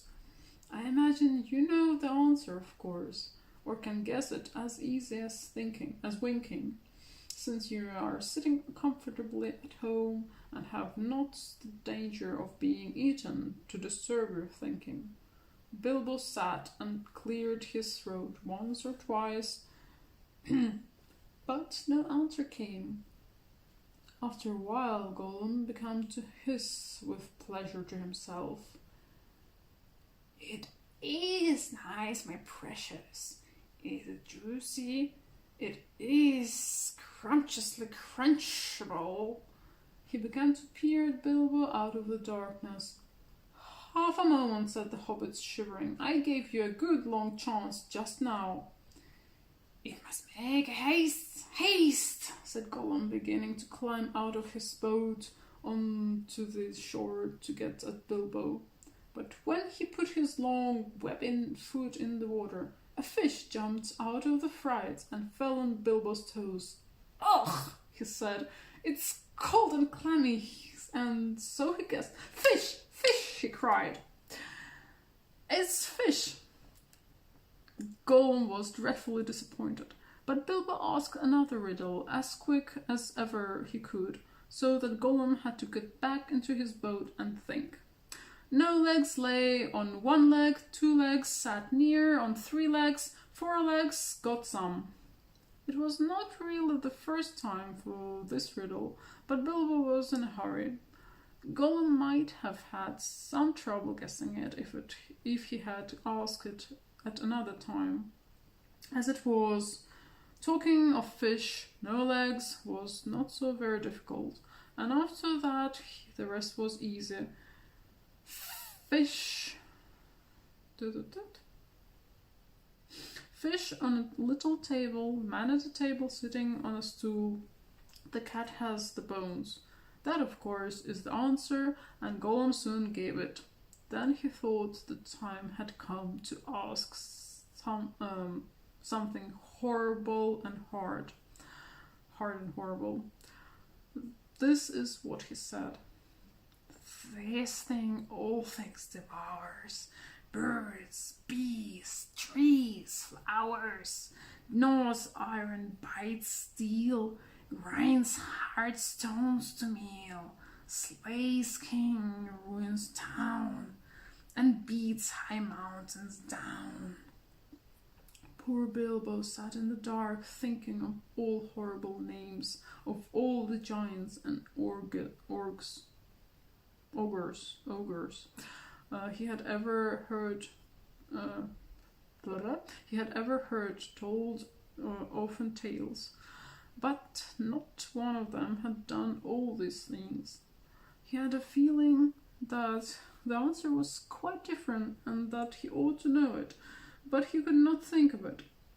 He began to get frightened, and that is bad for thinking. Gollum began to get out of his boat. He flapped into the water and paddled to the bank. Bilbo could see his eyes coming towards him. His tongue seemed to stick in his mouth. He wanted to shout out, "Give me more time! Give me more time!" But all that came out with a sudden squeal was "Time! Time!" Bilbo was saved by pure luck, for that, of course, was the answer. Gollum was disappointed once more, and now he was getting angry and also tired of the game. It had made him very hungry indeed. This time he did not go back to the boat. He sat down in the dark by Bilbo. That made the Hobbit most dreadfully uncomfortable and scattered his wits. "It's got to ask us a question, my precious. Yes, yes, yes. Just one more question to guess. Yes, yes," said Gollum. But Bilbo simply could not think of any question with that nasty, wet, cold thing sitting next to him and poking him. He scratched himself and he pinched himself, still could not think of anything. Ask us, said Gollum. Bilbo pinched himself and slapped himself. He gripped on his little sword. He even felt in his pocket with his other hand. There he found the ring he had picked up in the passages and forgotten about. "What have I got in my pocket?" he said aloud. He was talking to himself, but Gollum thought it was a riddle, and he was frightfully upset. Not fair, he hissed. "It isn't fair, my precious. Is it to ask us what it's got in its nasty little pocket, sis?" Bilbo, seeing what had happened and having nothing better to ask, stuck to his question. "What have I got in my pocket?" he said louder. "Shh," hissed Gollum. "It must give us 3 guesses, my precious. 3 guesses." "Very well, guess away." "Hanses," said Gollum. "Wrong," said Bilbo, who had luckily just taken his hand out again. "Guess again." said Gollum, more upset than ever. He thought of all the things he kept in his own pockets. Fish bones, goblin's teeth, wet shells, a bit of bat wing, a sharp stone to sharpen his fangs on, and other nasty things. He tried to think what other people kept in their pockets. "Knife," he said at last. "Wrong," said Bilbo, who had lost his some time ago. Last guess. Я просто подумала, Голлум сказал нож, а у Бильбо, технически это нож. Точнее, это кинжал, для Бильбо это меч. Ладно. Короче. Now Gollum was in a much worse state than when Bilbo had asked him the egg question.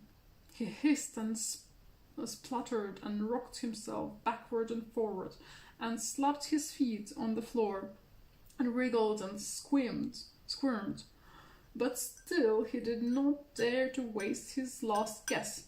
"Come on," said Bilbo, "I'm waiting." He tried to sound bold and cheerful, but he did not feel at all sure how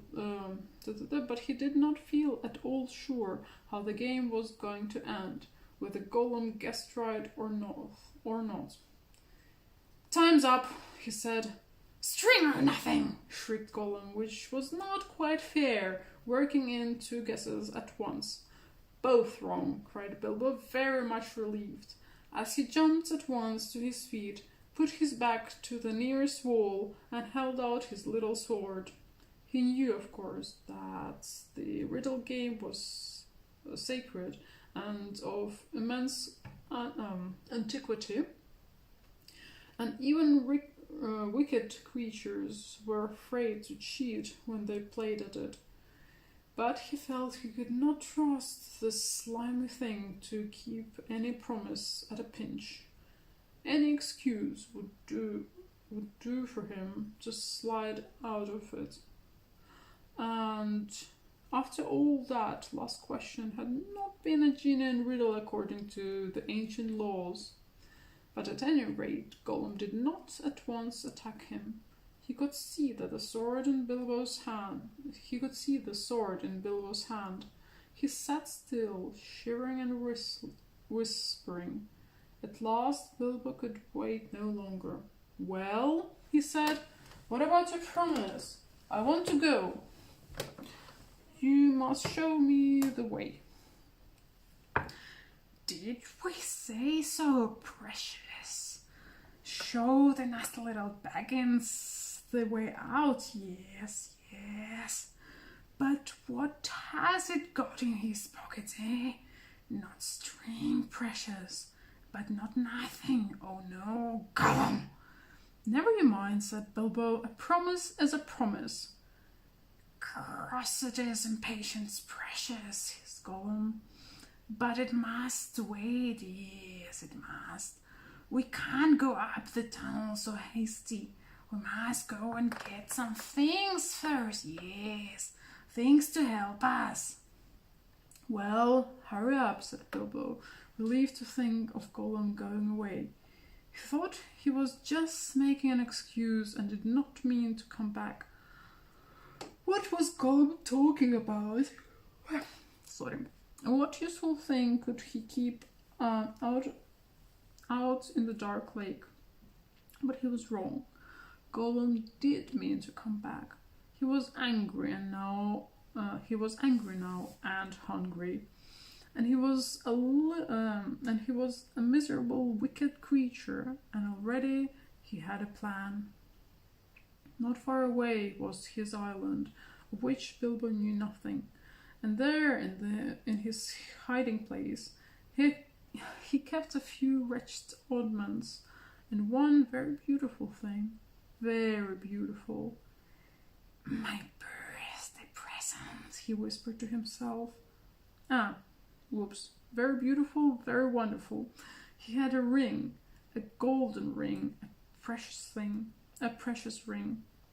"My birthday present," he whispered to himself, as he had often done in the endless dark days. "That's what we want now, yes, we want it." He wanted it because it was a ring of power, and if you slipped that ring on your finger, you were invisible. Only in the full sunlight could you be seen, and then only by your shadow, and that would be shaken faint.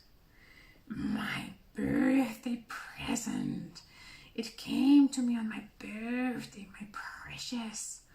So he had always said to himself. But who knows how Gollum came by that present, ages ago in the old days, when such rings were still at large in the world. Perhaps even the master who ruled them could not have said. Gollum used to wear it at first, till it tired him, and then he kept it in a pouch next to his skin, till it galled him. And now, usually, he hid it in a hole in the rock on his island, and was always going back to look at it. And still, he was very, very hungry and tired of fish. Then he would creep. And still, sometimes he put it on when he could not bear when he could not bear to be parted from it any longer, or when he was very, very hungry and tired of fish.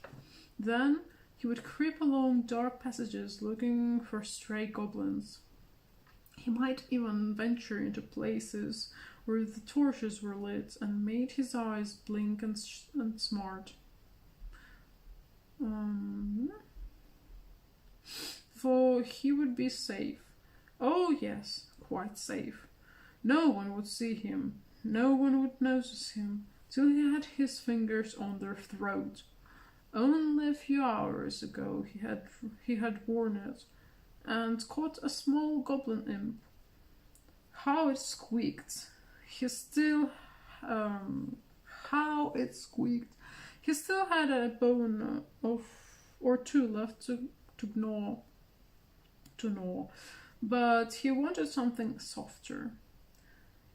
Quite safe, yes, he whispered to himself.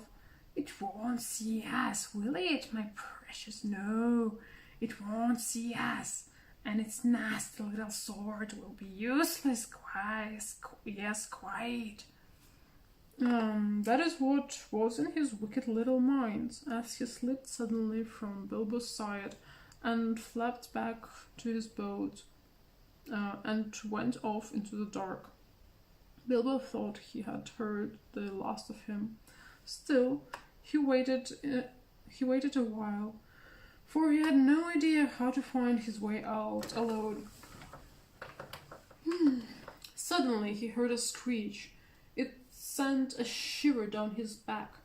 Gollum was cursing and wailing away in the gloom, not very far off by the sound of it. He was on his island, scrabbling here and there, searching and seeking in vain. Where is it? Where is it? Bilbo heard him crying. Lost it is, my precious, lost! Curses and curses us, my precious is lost! What's the matter? Bilbo called. What have you lost? It mustn't ask us, shrieked Gollum. Not its business, no, Gollum! It's lost, Gollum! Блин, я не могу, мне смешно. Простите. Well, so am I, cried Bilbo. And I want to get unlost. And I won the game, and you promised. So come along. Come and let me out, and then go on with your looking. Utterly miserable as Gollum sounded, Bilbo could not find much pity in his heart, and he had a feeling that anything Gollum wanted so much could hardly be something good. Come along, he shouted. No, not yet, precious, Gollum answered. We must search for it. It's lost, Gollum. But you never guessed my last question, and you promised, said Bilbo. Never guessed, said Gollum. Then, suddenly, out of the gloom came his sharp hiss. What has it got in its pocket, sis? Tell us that. It must tell first. As far as Bilbo knew, there was no particular reason why he should not tell. Gollum's mind had jumped to a guess quicker than his, naturally. For Gollum had brooded for ages on this one thing, and he was always afraid of its being stolen. But Bilbo was annoyed at the delay. After all, he had won the game, pretty fairly, at a horrible risk. Answers were to be guessed, not given, he said. But it wasn't a fair question, said Gollum. Not a riddle, precious, no. Oh, well, it's a matter of ordinary question. If it is a matter of ordinary questions, Bilbo replied, then I asked one first. What have you lost? Tell me that. What has it got in his pocket, sis? The sound came hissing louder and sharper, and as he looked towards it, to his alarm, Bilbo now saw two small points of light peering at him. As suspicion grew in Gollum's mind, The light of his eyes burned with a pale flame. "What have you lost?" Bilbo persisted. But now the light of Gollum's eyes had become a green fire, and it was coming swiftly nearer.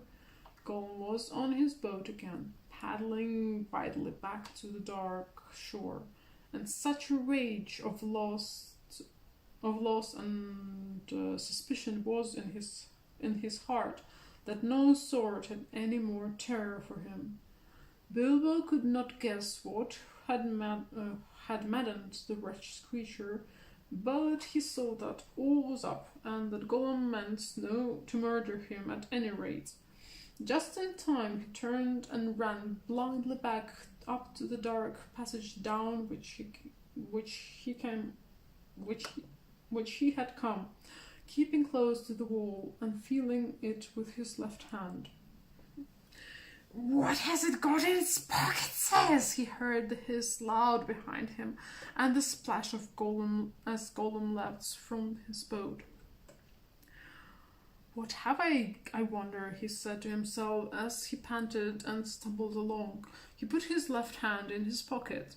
The ring felt very cold as it quietly slipped onto his groping forefinger. The hiss was close behind him. He turned now and saw Gollum's eyes like small green lamps coming up the slope. Terrified, he tried to run faster, but suddenly he struck his toes on a snag in the floor, and fell flat with his little sword under him.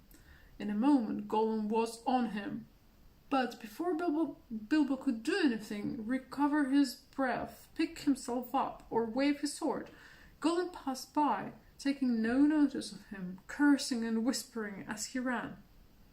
What could it mean? Gollum could see in the dark. Bilbo could see the light of his eyes palely shining even from behind. Painfully he got up and sheathed his sword, which was now glowing faintly again. Then, very cautiously, he followed. There seemed nothing else to do. It was no good crawling back down to Gollum's water. Perhaps, if he followed him, Gollum might lead him to some way of escape without meaning to. "Curse it! Curse it! Curse it!" hissed Gollum. "Curse that Baggins! It's gone! What has it got in its pockets?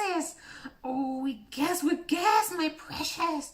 He's found it! Yes, he must have my birthday present!" Bilbo pricked up his ears. He was at last beginning to guess himself. He hurried a little, getting as close as he dared behind Gollum, who was still going quickly, not looking back, but turning his head from side to side, as Bilbo could see from the faint glimmer on the walls. "My birthday presents, curse it! How did we lose it, my precious? Yes, that's it. When we came this way last, when we twisted that nasty young squeaker. That's it. Curse it! It slipped from us after all these ages and ages. It's gone! Suddenly Gollum sat down and began to weep, a whistling and grumbling sound horrible to listen to. Bilbo halted and flattened himself against the tunnel wall. After a while, Gollum stopped weeping and began to talk. He seemed to be having an argument with himself. "It's no good going back there to search now. We doesn't remember all the places we've visited, and it's no use. The Baggins has got it in his pocket, says. The nasty noser has found it, we says. We guess, precious, only guess. We can't know till we find the nasty creature and squeezes it. But it doesn't know what the present can do, does it? It'll just keep it in its pocket, says. It doesn't know, and it can't go far. It's lost itself, the nasty noser thing. It doesn't know the way out. It said so. It said so, yes, but it's tricky. It doesn't say what it means. It won't say what it's got in his pocket says. It knows. It knows in a way. It knows a way in. It must know a way out, yes. It's off to the back door. To the back door, that's it. The goblins will catch it then. It can't get out that way, precious. Shh, shh. Go! Goblins says yes, but it's got the present. Oh, precious present. Then goblins will get it. Go! They'll find it. They'll find out what it does. We shan't ever be safe again. Never. Go! One of the goblins will put it on, and then no one will see him. He'll be there, but not seen. Not even our clever eyes will notice him, and he'll come creepsy and tricksy and catch us. Go! Go! Then let's stop talking, precious, and make haste. If Baggins has gone that way, we must go quick and see. Go! Not far, no. Make haste. With a spring, Gollum got up and started shambling off at a great pace. Bilbo hurried after him, still cautiously, though his chief fear now was of tipping on another snag and falling with a noise. His head was in a whirl of hope and wonder. It seemed that the ring he had was a magic ring. It made you invisible. He had heard of such things, of course.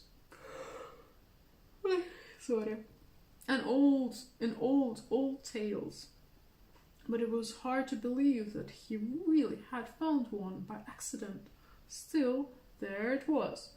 Gollum with his bright eyes had passed by only a yard to one side. On they went, Gollum flip-flapping ahead, hissing and cursing, Bilbo behind, going as softly as a hobbit can. Soon they came to places where, as Bilbo had noticed, on the way down, side passages opened, and this way and that. Gollum began at once to count them. 1 left, yes. 1 right, yes. 2 right, yes, yes. 2 left, yes, yes, and so on and on.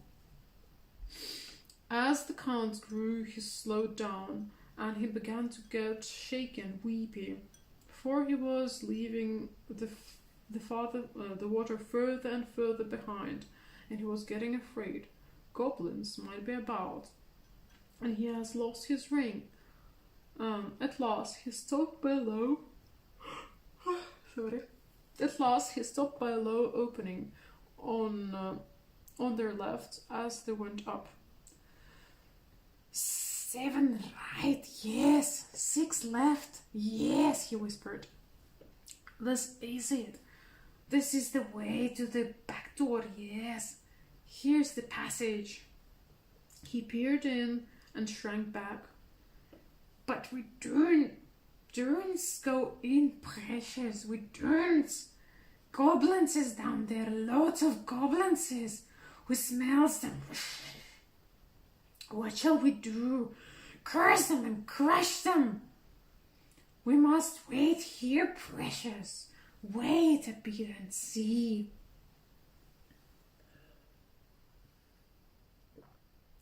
So they came to a dead stop. Gollum had brought Bilbo to the way out after all, but Bilbo could not get in. There was Gollum sitting humped up right in the opening, and his eyes gleamed cold in his head as he swayed from side to side between his knees. Bilbo kept away from the wall more quietly than a mouse. Bilbo crept away from the wall more quietly than a mouse. But Gollum stiffened at once and sniffed, and his eyes went green. He hissed softly but menacingly. He could not see the Hobbit, but now he was on the alert, and he had other senses that the darkness had sharpened, hearing and smell. He seemed to be crouched right down with his flat hands splayed on the floor, and his head thrust out, nose along to the stone. Though he was only a black shadow in the gleam of his eyes, Bilbo could see or feel that he was tense as a bowstring gathered for a spring. Bilbo almost stopped breathing and went stiff himself. He was desperate. He must get away out of this horrible darkness while he had any strength left. He must fight. He must stab the foul thing, put its eyes out, kill it. It meant to kill him. No, not fair fight. He was invisible now. Gollum had no sword. Gollum had not actually threatened to kill him or tried to yet. Ну да, всего лишь съесть его хотел, совсем не убивая, заживо. Okay, anyway. Gollum had no sword. Gollum had not actually threatened to kill him or tried to yet. And he was miserable, alone, lost. A sudden understanding, a pity mixed with horror welled up in Bilbo's heart. A glimpse of endless, unmarked days without light or hope of betterment. Hard stone, cold fish, sneaking and whispering. All these thoughts passed in a flash of a second. He trembled. And then, quite suddenly in another flash, as if lifted by a new strength and resolve, he leaped. Not great leap for a man, but a leap in the dark. Straight over Gollum's head he jumped, 7 feet forward and 3 in the air. Indeed, had he known it, he only just missed cracking his skull on the low arch of the passage. Gollum threw himself backward and grabbed at the hobbits as the hobbit flew over him, but too late. His hands snapped on thin air, and Bilbo, falling fair on his sturdy feet, sped off down in the new tunnel. He did not turn to see what Gollum was doing. There was a hissing and cursing along almost at his heels at first, then it stopped. All at once there came a blood-curdling shriek filled with hatred and despair. Gollum was defeated. He dared go no further. He had lost his prey, and lost too the only thing he had ever cared for, his precious. The cry brought Bilbo's heart to his mouth, but still he held on. Now faint as an echo, but menacing, the voice came behind. Thief! Thief! Thief! Bagginses! We hate it! We hate it! We hate it forever! Then there was a silence. But that too seemed menacing to Bilbo. If goblins are so near that he smelled them, he thought, then they'll have heard the shrieking and cursing. Careful now, or this way will lead you to worse things. The passage was low and roughly made.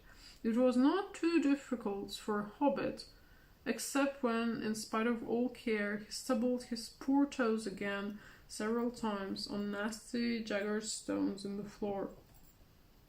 A bit low for goblins, at least for the big ones, thought Bilbo, not knowing that even the big ones, the orcs of the mountains, go along at the great speed, stooping low with their hands almost on the ground. Soon the passage that had been sloping down began to go up again. Dosage salsa. And after a while it climbed steeply. That slowed Bilbo down. But at last the slope stopped.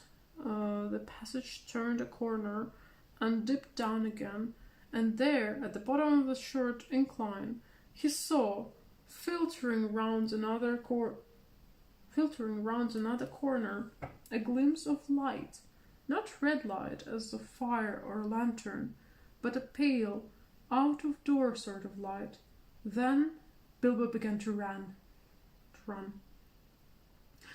Scuttling as fast as his legs would carry him, he turned the last corner and came suddenly right on into an open space, where the light, after all that time in the dark, seemed dazzlingly bright.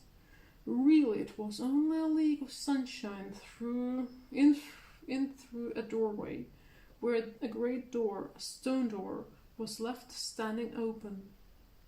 Bilbo blinked, and then suddenly he saw the goblins.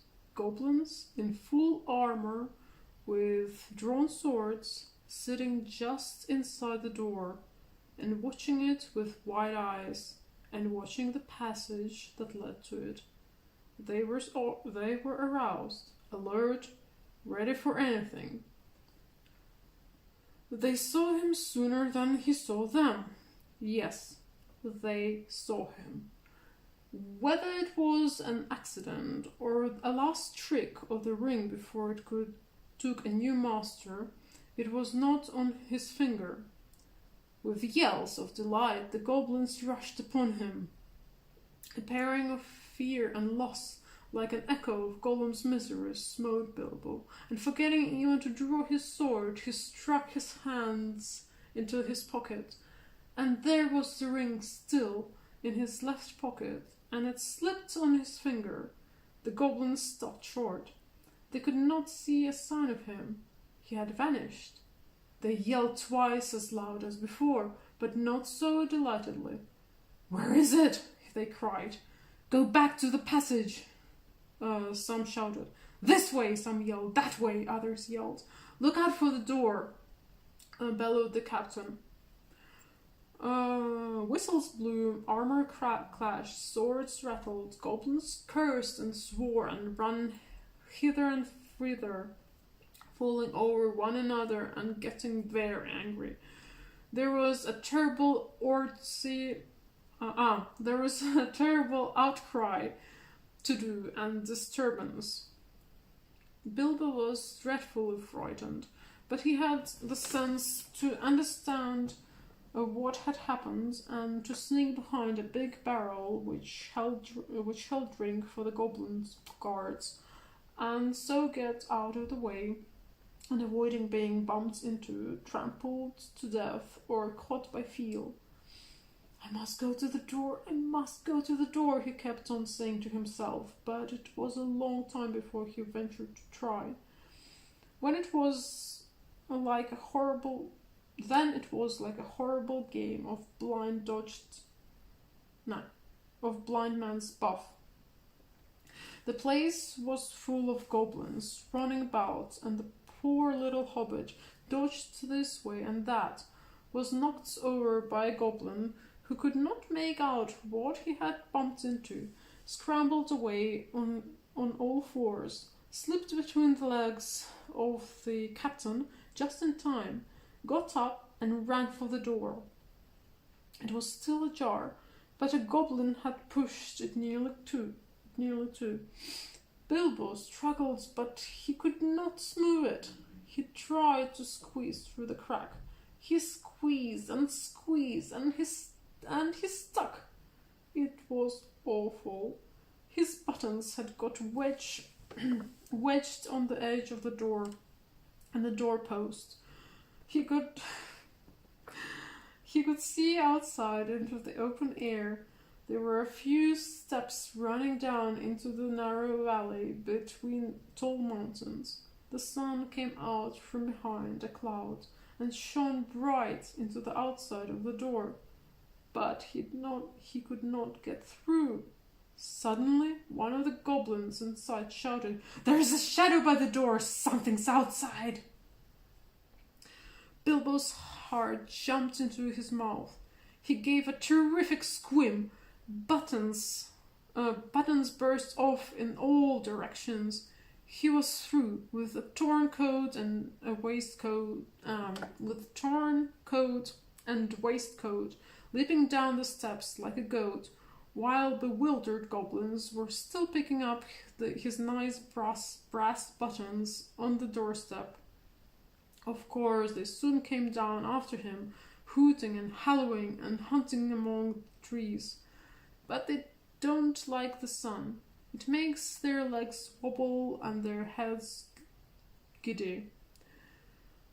They could not find Bilbo with his ring on, slipping in and out of the shadow of the trees, running quick and quiet, and keeping out of the sun. And soon they went back, grumbling and cursing to guards the door. Bilbo had escaped.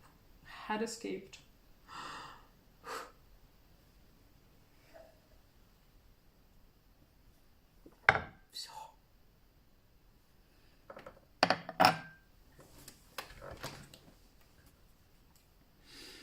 Да. Ну чё? Да, вы дочитали. Моя прелесть. Я там это самое... О, Елена, спокойной ночи. Спокойной ночи.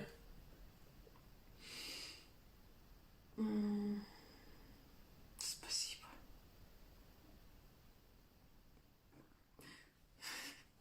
Без комментариев. Да. Просто у кого-то... Просто кто-то слишком много ест. Нет, просто у кого-то слишком узкие двери. Ну или наоборот, у кого-то слишком узкие двери. Нет, просто кто-то слишком много ест. Вот. Как вам шмыга? Ну, в смысле, горлом.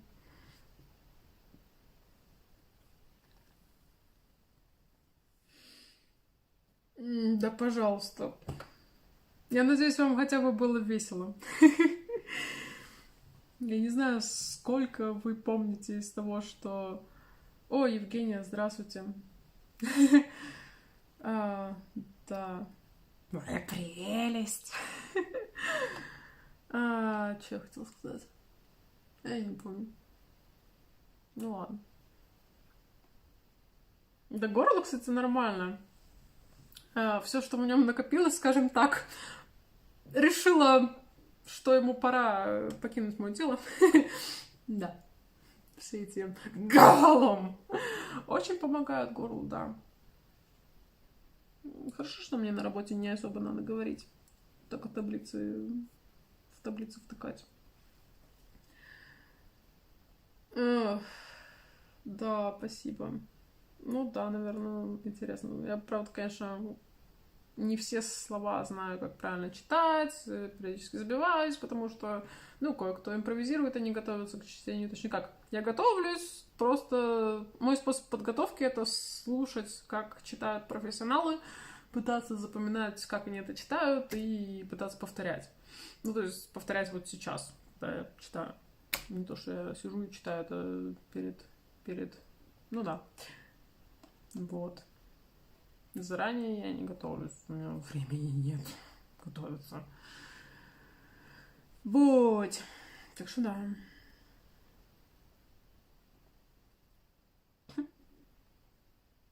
Да, у меня уже 2 недели как весна. Ну, в смысле, по температуре и по тому, что вокруг творится. Ну, да, спасибо. Ну, как бы календарная весна, да, она начинается с 1 марта, но официальная весна, точнее, как астрономическая весна, начинается 20... Ну, короче, когда там весеннее солнцестояние, 21 марта, по-моему, или 22 марта. Вот, это астрономическая весна, и потом уже как по температурам. Да, горлом, я думаю. Горло меня саму повеселил, как вы, наверное, уже заметили. Хорошо, что его больше в этой книге нет. Вроде. Не, нету.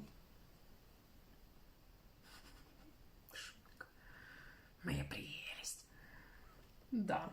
Ну да, как пойдет, в смысле, в плане весны.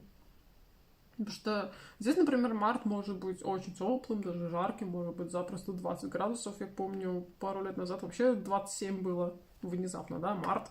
А потом 1 апреля хоба, снег.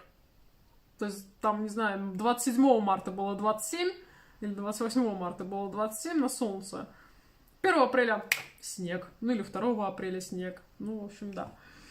Ну, вот такое вот бывает. Смауг. Ну, со Смаугом попроще. Там просто голос поглубже. Правда, блин. Ну ладно, у меня не писклявый голос. Глубокий вариант, я думаю, тоже смогу изобразить. Ну, хотя там нету вот этого «моя прелесть». Вот. Да, спасибо снова за поздравления с весной. Герману спасибо за котиков. Герман котик, Татьяна котик, Малик трижды котик. Вот.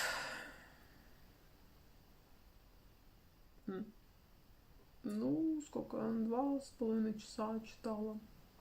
Или что-то около того. 3 главы. Ну, как в прошлый раз, в принципе. Смау.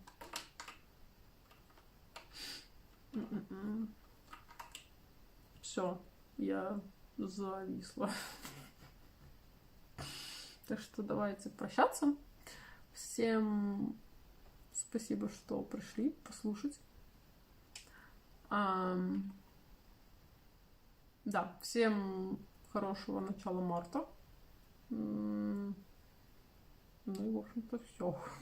До новых встреч и спокойной ночи. И пока-пока. Что-то все зависли, походу. Не только я. Ну ладно. Да, пожалуйста. Пожалуйста, пожалуйста, пожалуйста. Доброй ночи. Все. Процветайте. Ну, да. Ну, я думаю, на следующей неделе снова выходные постараюсь, попробую либо в субботу, либо в воскресенье. Посмотрим, как пойдет. Вот, да. Все. Добрых снов. Тоже спасибо и хорошей рабочей недели. Спасибо, Юля. Это прям вот очень нужно. И пока. 3 раз. Надо. Точно, открыто.